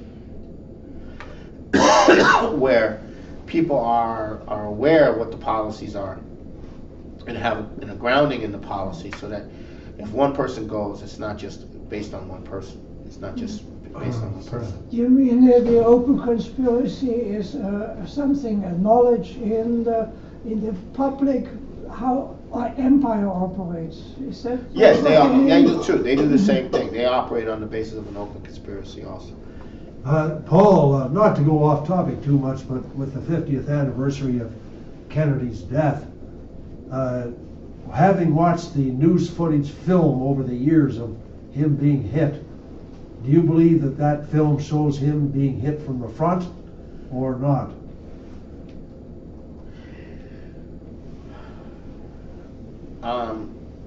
Some frames have been taken out now of that. They don't want to show the public because it's too offensive to the public. On our website, we have an interview with Jeff Steinberg on the Kennedy assassination. How many people have seen that interview? Okay. That's the best thing to look at, because what Jeff Steinberg does is he goes through the history of his involvement with two people who were following the trail of assassins. One of them was New Orleans District Attorney William Garrison, and the other was the individual in the intelligence community who was portrayed in the movie Mr. X, who in real life person was Fletcher Prouty. And also on the website is you have the interview with Fletcher Prouty, but Jeff Steinberg worked with them, shared information with them, shared our information with them. They shared information with him. They shared their research with Jeff Steinberg. He shared his research with them. He reviewed their books before they were published, and made recommendations on both their books that they published. One was on the Trail of My Assassins. The other was The Secret Team, I think. I don't know if that's CIA, Vietnam, and Kennedy assassination. Well, yeah, and so. Trail of the Assassins was by Garrett. Huh? Garrison. Yeah. Yeah, the Trail of Assassins. I don't know what Fletcher. I forgot what Fletcher Prouty's book was. But that is the definitive work that's being done on the assassination. Now, according to the consensus and knowledge from the inside, is that there were three gunmen in the know, and that they were French Algerians. They went through Spain. They were part of the OAS, which was anti-de Gaulle. So they brought in outsiders to do the assassination. But the whole system of allowing that to happen, was worked out, and so essentially the summary findings of the 9/11. The summary findings of the Warren Commission report is very different from the actual whole Warren Commission report. If you read the whole Warren Commission report, you get a different view of it than the summary findings, because there was a lot of stuff in there that contradicted the summary findings. Did you see the stuff sort of rerunning it. They're some of the most egregious lies I've ever heard. Like they're trying to tell us that Oswald was actually a very good marksman. And if you talk to anybody who knew him in the Marines, the opposite is true. Yeah. Yeah, they pretty well concluded now, as far as what we as the public get to see on television, is that Oswald did this. You know, they now have released information. How come there were supposedly 2 guns found in the depository? But I don't want to digress into this because it's not fundamental. No. I mean, it's pretty clear that the assassination was covered up, and it's pretty clear all the other stuff. Sure. Right. But the issue is to and most people now believe that he was assassinated. Bunch of bullshit. Very few people believe that it was Oswald. But the issue is, what are we going to do about it? And the issue of what are we going to do about it now centers around the 9/11 issue. Go ahead. Maybe what's even bigger about it is not that he was assassinated, but why he was assassinated. Right. That's because so many. I mean, it's just so repressed in this information about him being pro-development and all of the tours that he did in opening up dams and water development and all that. Like he just Right, and that's more important. That is true. Mm-hmm. To communicate to people what he intended to do that we never did. To create in people a sense of tragedy, a sense of their own tragedy, a sense of reflection on what we could have been and we weren't. And to inspire people. And on this note, this is very important. We are going to do the Requiem in Boston, to a memorial to Kennedy in March, or I think in January. I forgot when it is, but we're going to do this memorial in Boston, where he's from, and we're going to do the same thing we did in Vienna, in Northern Virginia, and this thing had a big impact because they all know us in Northern Virginia. I mean, they know LaRouche. Not only has LaRouche been based out of Northern Virginia, but they know who LaRouche is. They have had to deal with us. They've seen the raids on our compound. The whole northern. I mean, that's a tight community. The government community of government, gossipers and CIA and FBI and everything is there, and they know who we are, and they know what we represent, and they know how controlled things are. And what we did in the Mozart Requiem tribute to Kennedy is we demonstrated a quality of nobility, a quality of dignity, a quality of beauty, a quality of power centered around Kennedy and our tribute to him. That was the only fitting thing that could have been done. And this had a big impact in those circles. Well, we're going to replicate that in Boston, and that's what you're bringing up, because that's what we have to do, is create a sense of who Kennedy was and what he intended to do and what we would have been. And we have to recreate that sense, a sense in people, and of the tragedy of their lives affected by what happened, and create an emotion that is not rage, that is not anger, that is not just rage or whatever, but to create a sense of the potential. Well, and a sense that it can be done again. It can be done again, So, with Putin, what are the chances of him being assassinated? Is he taking measures? Well, I would say the chances are not very good, because he's in the business. Yeah. Okay, he knows the business. Not that he himself was that kind of person in the KGB, but he does know the business. And that's not to say he won't. That's not to say he couldn't. But it's a little harder to do when you have more control over. But it's a little harder to do. But he would know. It can be done. I mean, a lot of people. The general view is that that Stalin did not die a natural death. He was poisoned to death. That's the general view. There was, and that the British were in the middle of it, or British factions were factions in Russia, in the Soviet Union. They were playing footsies with the British. Were involved, and the British always had operations inside Russia. They still do to this day. There's always mass, just like in the U.S., but in Russia, they don't have the upper hand right now. And what they wanted to do was conquer Russia. They've been trying to conquer Russia since Napoleon. The same crowd has been trying to conquer Russia. I mean, they've been working at it. It's been Hitler. They were going to destroy Russia with Hitler. They're going to destroy Russia with Poland. I mean, with Napoleon. They were going to destroy Russia with,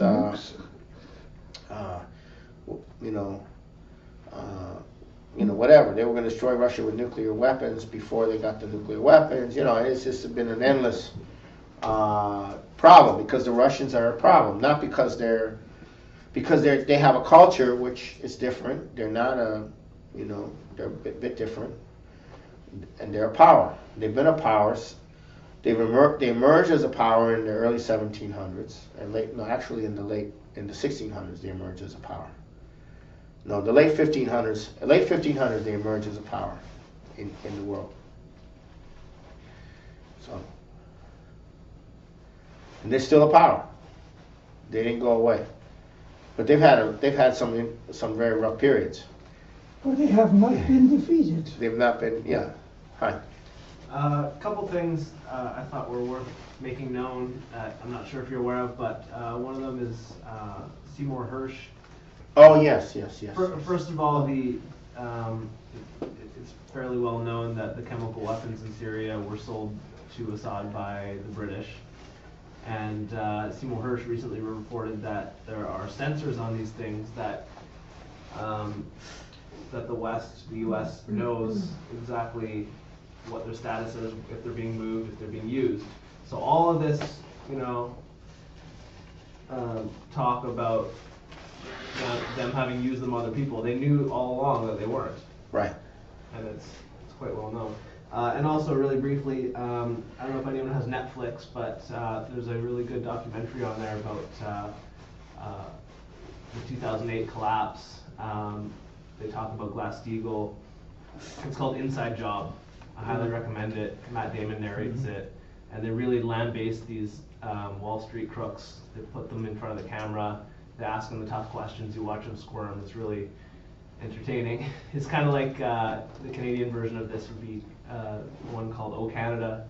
Some people we're in touch with did that, but this is a higher production value. It's really worth watching. If anyone has I've heard of it. Yeah, Inside Job. That sounds like something I saw on KCTS. Oh yeah, Bill Moyer or something.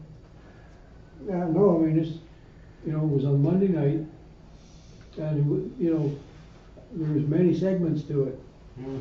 So they really got out a lot of. It may have been the same thing. They may have put it on. Well, they described this one character. All right, we got a comment. Go ahead. Well, I'll come up. Oh yeah, go for it. Go for it. All right. Thanks, Paul. We're not done. Early. This is just for you. So in I was supposed to give a presentation tonight about the Austrian school and the libertarian, and I kind of got lost in it. I guess I had grand designs of making a really impressive presentation, and as these things go sometimes, so you get lost in the grandiosity of it. But really, it has such, and researching it, I didn't spend enough time researching it, but it really goes down deep the rabbit hole, the Mont Pelerin Society and other connections and whatnot. So I wanted to expand it, and I'm going to do a presentation on it. But I thought also what struck me was that it is a reaction to development, to the American system of economy. And I wanted to try to go over that first, because to really give a good founding about what it's a reaction to. You know, you can't really understand it in its isolation. It's in relation to what it's about. So I thought, you know, for us here, a good presentation or something on BC Hydro, which to me is the American system of economy developed here in BC, and that we take for granted, and for the propaganda that we're taught about it is something, the notion of it is that it would have, it's just that's the way development would happen. And that it just would have happened, and it did happen, and so on and so forth, when in truth it's not. I mean, the real story behind it, as Matt has written about it in the Canadian Patriot, is that it was fought for tooth and nail to happen. And we talked to, just you mentioning the, Doug, you're talking about Kennedy. Well, we have a direct relation of a heritage of Kennedy, because it was Bill Bennett who talked to Kennedy to get the right program for BC Hydro to be built. So we are directly beneficiaries of Kennedy's presidency, right? And so, and that was a surprise to me, you know, when I learned that. So I kind of wanted to present some of the things about it, and then go on to talk about the rise of which is nothing really new, but it's become new in the modern terms. The rise of the libertarian movement, which, you know, I thought it was a really great thing, and I mean, how could you not like some old peace talking, you know, guy like Ron Paul, who wants to bring home the troops, and he wants to do all these great things, and how could you disagree with that? But when you find out what the history of it is and what the story behind it is, you'll realize that it's not what it appears to be. And so I will work on it some more, and I will come back. And thanks. Okay. I look forward to it. Actually, it's funny you say that, because I guess I saw Ron Paul doing a presentation at the Mises Institute. The Mises. And yeah, the Mises. Yeah. I was shocked, but what exactly what you say is true. Right. From my own, what I've noticed about some of these. And you things. saw him in person? Well, no, it was on a broadcast recently that I watched. Okay. That he was doing a presentation there recently, and I've been following them and Hayek and all these groups for quite some time. Not that I know that much about it, but just out of an interest. Right. Right. Okay, what are these guys arguing about? Right. And we're the victims of these arguments. Yeah. Yeah.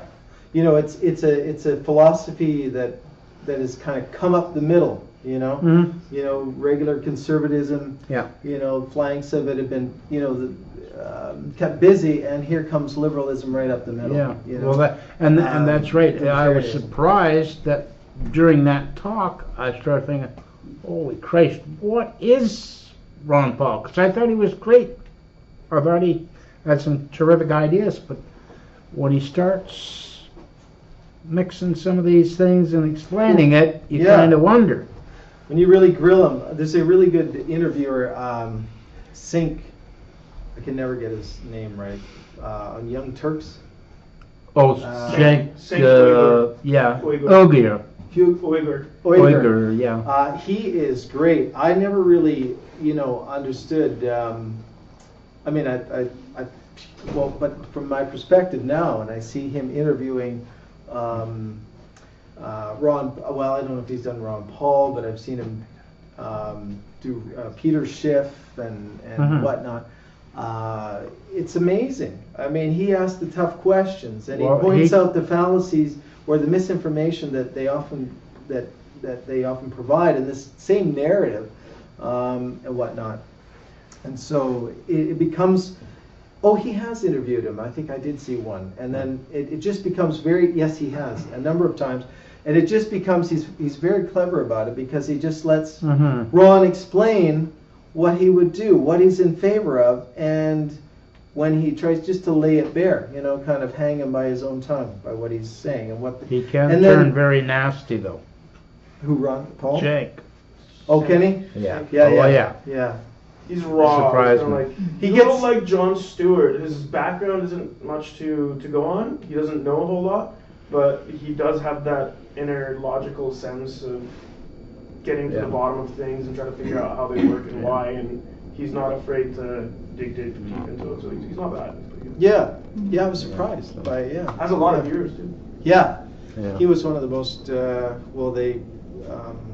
on MSNBC, I think it was, he had a show, right? And Young Tourist. Mhm. Yeah, and it was very popular. He does a great one where he just explodes with rage, talking about how the American public still thinks that there were weapons of mass destruction in Iraq, and he literally loses it, and you can tell, like they can't even get a question into him anymore. Yeah. He's just losing. He's just angrily yelling and swearing at everyone. It's like, you guys are all stupid. The public's stupid. It's the media's fault.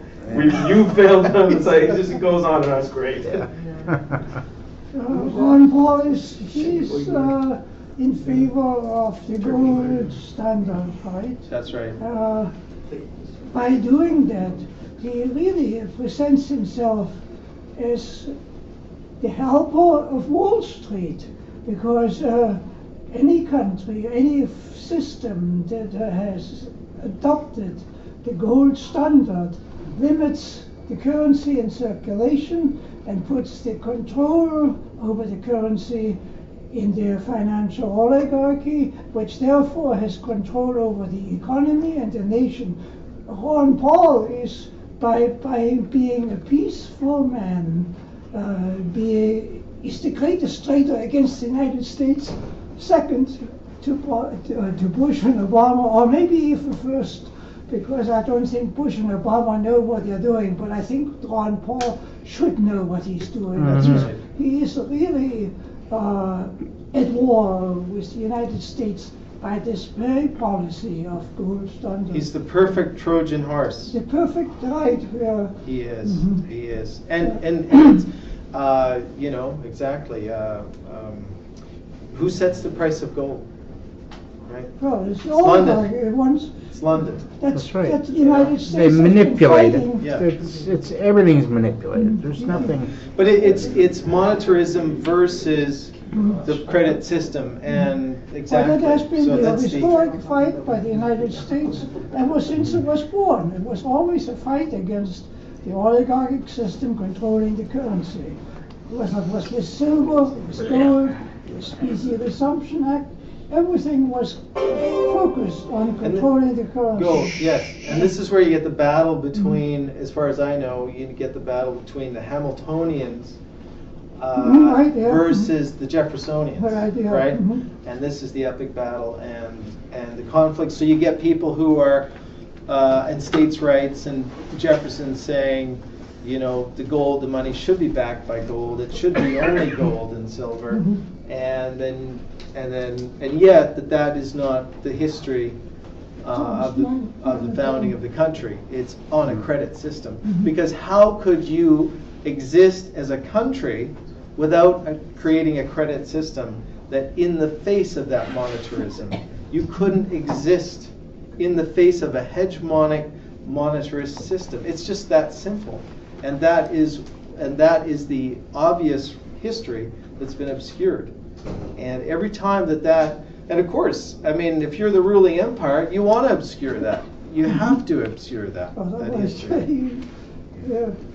You know? Yeah. So then the history of the United States plays out back and forward between the Hamiltonians and the Jeffersonians, you could say, and Jackson's role and whatnot. And it's flipping, you know, most of the time it's you know, held in, I mean, the greatest periods of growth are in the Hamiltonian periods, where the like Lincoln. And now we're about to go to a global Hamiltonian world. Yeah. Yes. Yeah. And that is what. And that's what we had planned here, as you know, With Bennett. William Yeah. Bennett was HSBC Bank was originally the BC Bank of BC, and it went bankrupt, and it was going to be a public credit bank, and it went bankrupt. It was bankrupted by the, I'm not sure on the full story, but it went bankrupt, and HSBC came in and bought it. Now this is HSBC in BC, and they launder their drug money through it. That's they right. create an official front for their That's right. worldwide operations that go back, hundreds of years, right, to the opium wars, right? So this history is fascinating, and I got to get into it more. Okay.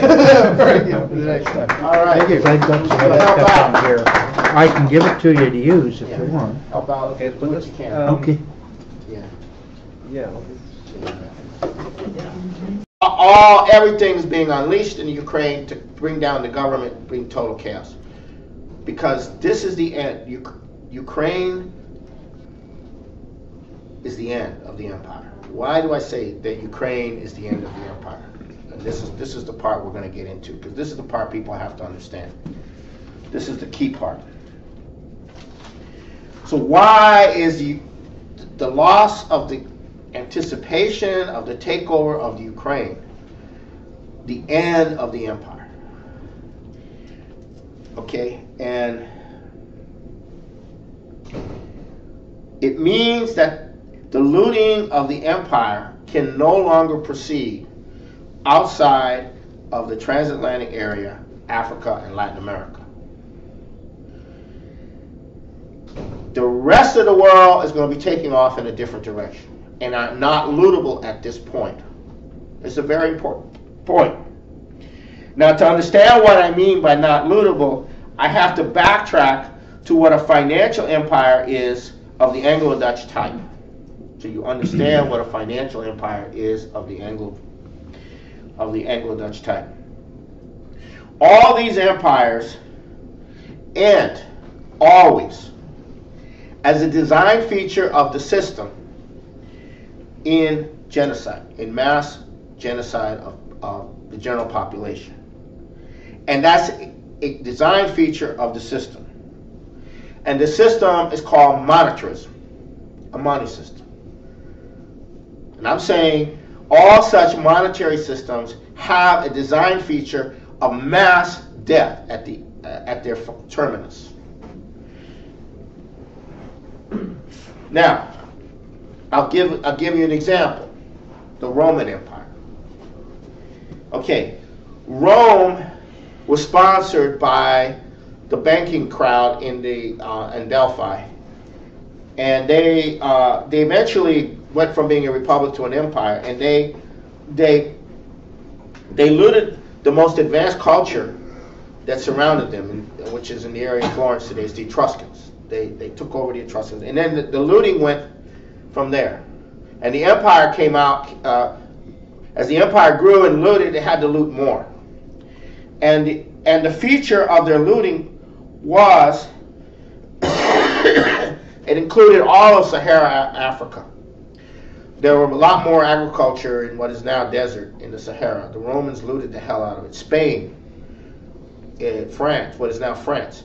And the way it worked was, it was all based on the legions.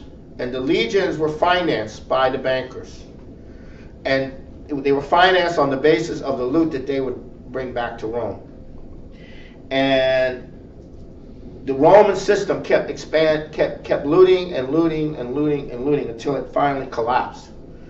And it brought the level of civilization down that was far more advanced before Rome. It brought it down. It collapsed it. Until finally Rome collapsed. The western part of Rome collapsed. Also, the existing feature of the Roman system was called tax farming, where the emperor, you bought the license to tax, basically, and whatever you got was yours beyond what you paid for the right. And so this is a form of criminal. It's totally criminal. The whole thing is criminal. And if you're not a Roman, you can do whatever you want to them, and so on and so forth. You can enslave them, and then the slaves didn't live very long, and then when the slave system became too burdensome, they turned to feudalism and so forth. And it finally collapsed in mass death throughout that part of Europe. as a result of the collapse. And it was inevitable in the system that that would happen. Later on, the Venetian example was the same thing. It started with the Crusades. Plunder. Banking and plunder. What's the purpose of money? It's to finance plunder. What's the purpose of money? It's to finance robbery. What's the purpose of money? It's to finance criminality. What's the purpose of a money system? Is the purpose of the money system there to create infrastructure? Is it there to develop? No, it's there to plunder. That's why you have a monetary system of the Venetian type, right? And when they reach a certain point of looting, they turn to the Mongols. The Mongols. What does the Venice have to do with the Mongols? Well, the Venetians were key to getting the Mongols going. Where did the Mongols get their modern weaponry? Where did all the... Now, what about a war-winning military strategy? Well, folks, the Russians and the Chinese have now demonstrated that they do have a second strike capability. A sufficiently effective second strike capability that a first strike isn't going to do the job that you want. So a first strike, obliteration of China and Russia, which has been on the books, it's been contemplated, it's what Obama is prepared to do, if allowed to do that, is not a viable solution, because the Russians and the Chinese have demonstrated, have made it very clear in many different ways that they are prepared to go with a second strike, and they are organizing their capabilities for a blackmail second strike. So where does that put the empire, the financial empire, the toadies of the financial empire, all the environmentalists, all the NGOs, the quadrillion plus derivatives, all of this stuff? Where does it put all these people? Where does it put all these people? Where is their future? Green with envy. So now I want to go to the next phase of this, because I think that I have to go more deep into this. Now, people have to understand what the significance of Chinese soft landing on the moon with a rover which is supposed to return. This rover is the first soft landing on the moon in 40 years. The Chinese are doing this in the year 2013, when there's been a tremendous advancement in diagnostic technology, so that these rovers can look down under the surface of the moon 100 feet. These rovers can do all kinds of things that were unimaginable 40 years ago. Now the Chinese are making it very clear that they're looking at the future development of helium-3. So if they're talking about mining helium-3 on the moon, they are committed to fusion power. Okay? So this represents a commitment. The technological capacity that's being demonstrated in this is a technological capacity that you need if you're going to move towards the next stage of industrial development. Now, it's not going to be easy for them if they don't have the cooperation of the United States, Canada, and what's left in Europe and the United States and Canada. But nonetheless, they have demonstrated a commitment. The Indians are on board. The South Koreans are on board. All of Southeast Asia is on board. Indonesia's on board. Malaysia's on board. Russia's on board. All the stands are on board. Right? And now we come to the fact that it means that the decision to go this way has been made. And the future of humanity is now set in this direction. And this has been what the LaRouche movement has been moving towards since LaRouche in the middle 60s, late 60s, began to see the directionality of things emerging after the assassination of Kennedy. So this is what we're looking at.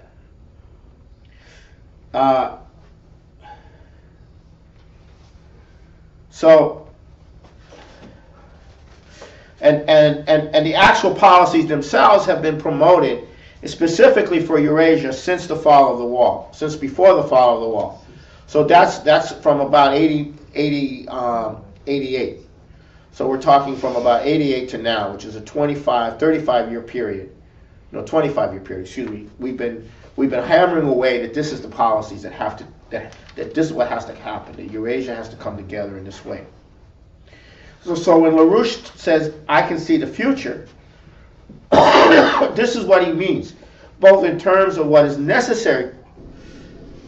But that can't be taken down by any of the things now that I'm telling you, because what's happened is a profound unification has occurred in the intentions of all these nations. And that unification of intention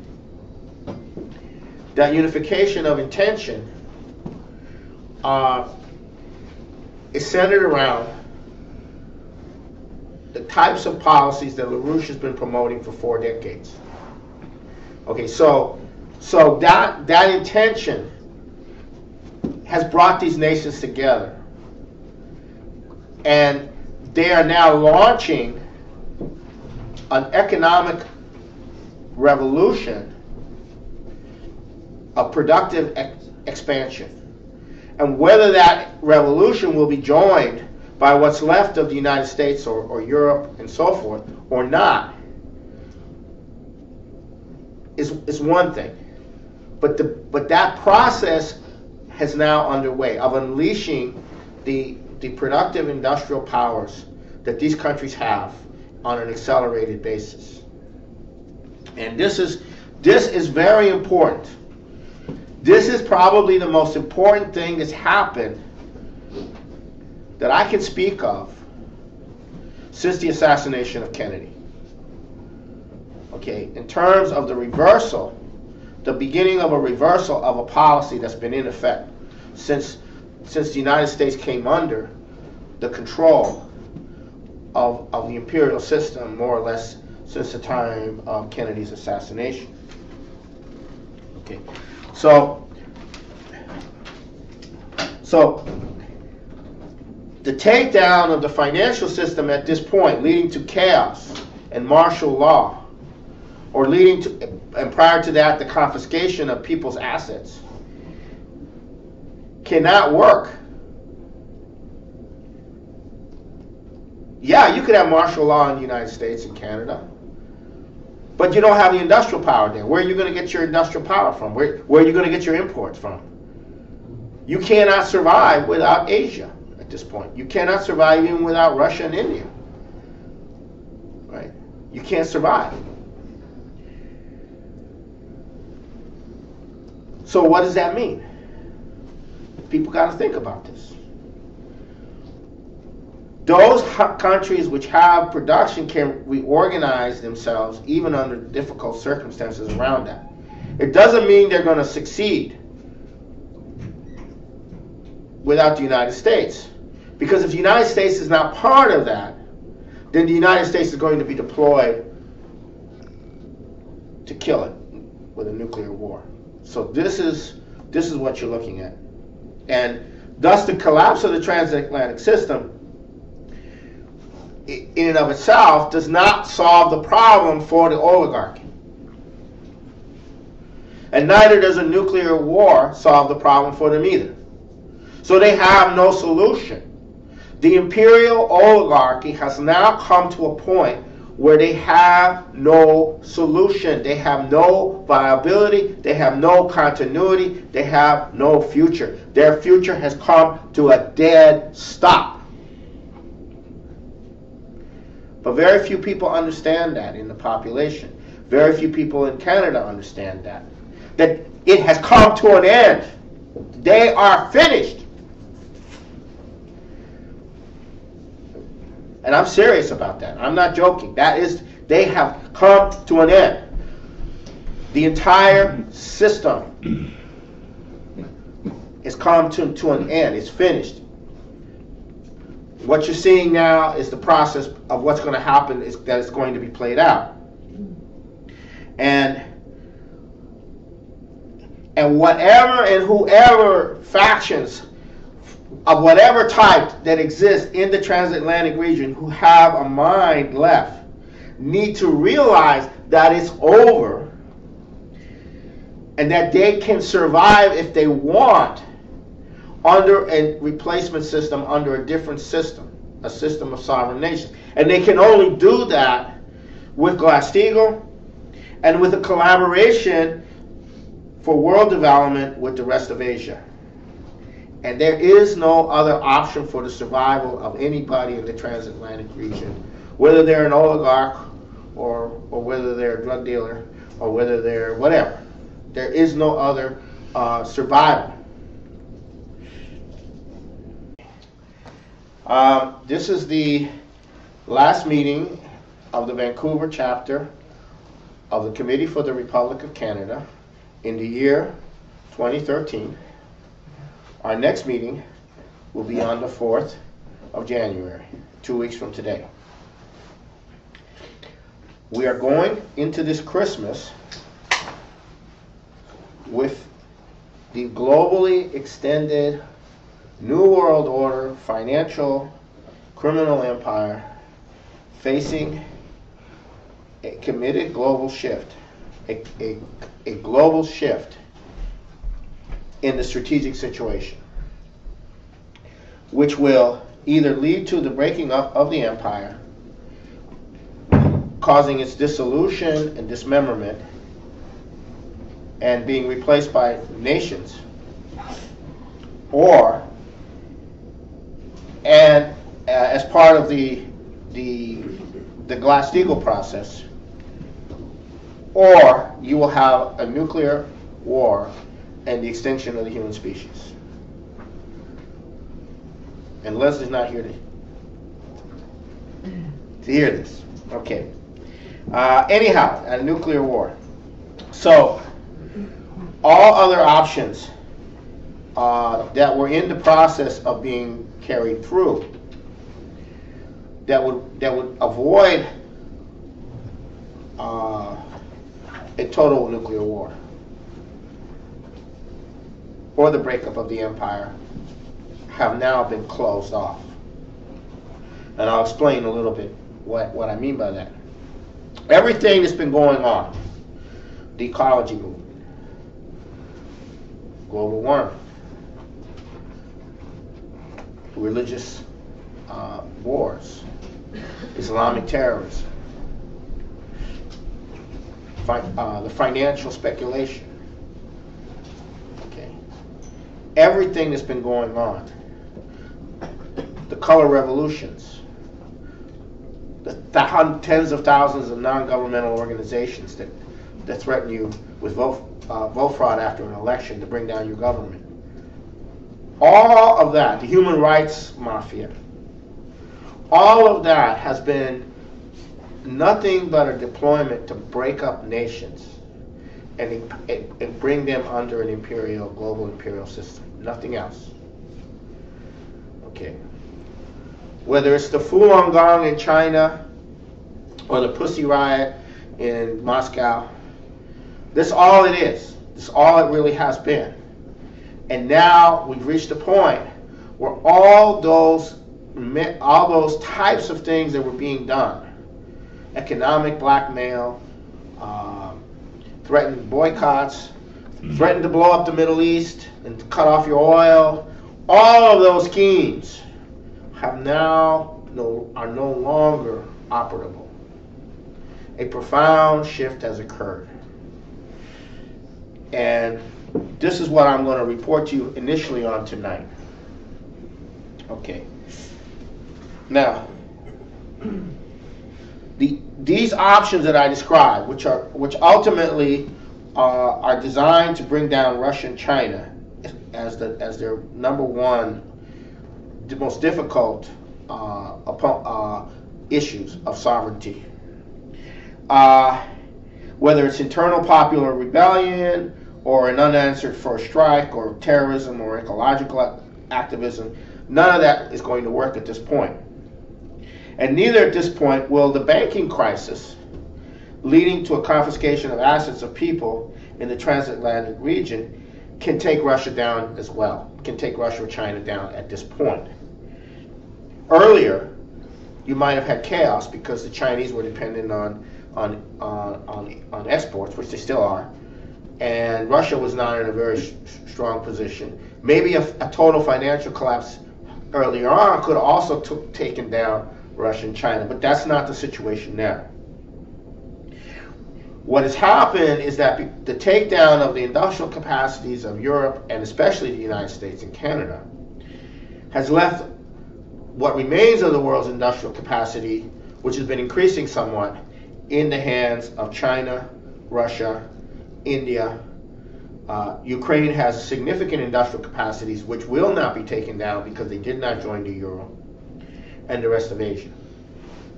This capability is what the world is going to have to use to grow from, develop, for the future survival of humanity, but also what he as an agent representing that future has been organizing tirelessly with the movement that he created since, as an agent of that future. And the idea that the future is something you create goes totally against the imperial concept of man as a beast. It goes against the Austrian school, it goes against the liberals, it goes against everything. This idea that you can plan and create a future, and create that future, and organize humanity to go in that future. And that future is based on what is necessary for humanity to become. Now let's go to the Ukrainian issue, because this is at the core of it all. The European Union promised to bail out Ukraine. Ukraine is facing a sovereign default because they don't have the funds to meet their public debt, their bonds. And they needed equivalent of $15 billion. And the European Union forces were prepared to give them the $15 billion. But they would have to put the Ukraine under International Monetary Fund conditionalities. And one of the conditionalities is that the price of gas for the population would have to go up 40%, and extreme austerity measures had to be adopted. And then they would get the $15 billion loan to keep them from going into a default. So you had the conjuncture of the imminency of default with the pressure to sign on to the European agreement, which is the European part of it, which included the IMF, on November 29th, and they opted out. And this shook the foundations of the entire imperial system to the core, what Ukraine did. How dare these poor, miserable Slavs, this impoverished bunch of people who we have decided are going to be nothing more than agricultural backwater appendage of Europe. We're going to incorporate them into the European Union, and we're going to put our missiles on the border with Russia, and we're going to tell Russia to submit. Well, they backed out. As soon as they backed out, every non-government organization, everything that was in place for the next color revolution that was being planned in 2015. This is after they would sign on. They also had a color revolution plan for after they signed on, was unleashed. Right? And what happened? Putin met with what's his name? God, it escaped me. What country? The president of Ukraine. Anyhow, it's on the tip of my tongue. Huh? Starts with a U. Yeah. Or a Y. Why? Anyhow, so they met, and Putin said, okay, here's $15 billion equivalent as a loan, no strings attached. We'll defend your solvency, and we'll drop the gas price by 33%. So this was what the Russians did, and we'll integrate your industrial capability and expand it as part of the Asian development. So the Chinese were involved in this, the Russians were involved in this, and it includes deals with the Chinese. So what happened is the Ukrainians have a significant military defense, high-tech industrial sector, which is now not going to be taken down. It's going to be built up to help develop Eurasia. And that's not insignificant. In spite of being absolutely poor, the population is literate, they are educated, and they have capabilities. And this is very significant. Now, McCain went to the Ukraine and is threatening sanctions. The color revolutions and all the NGOs and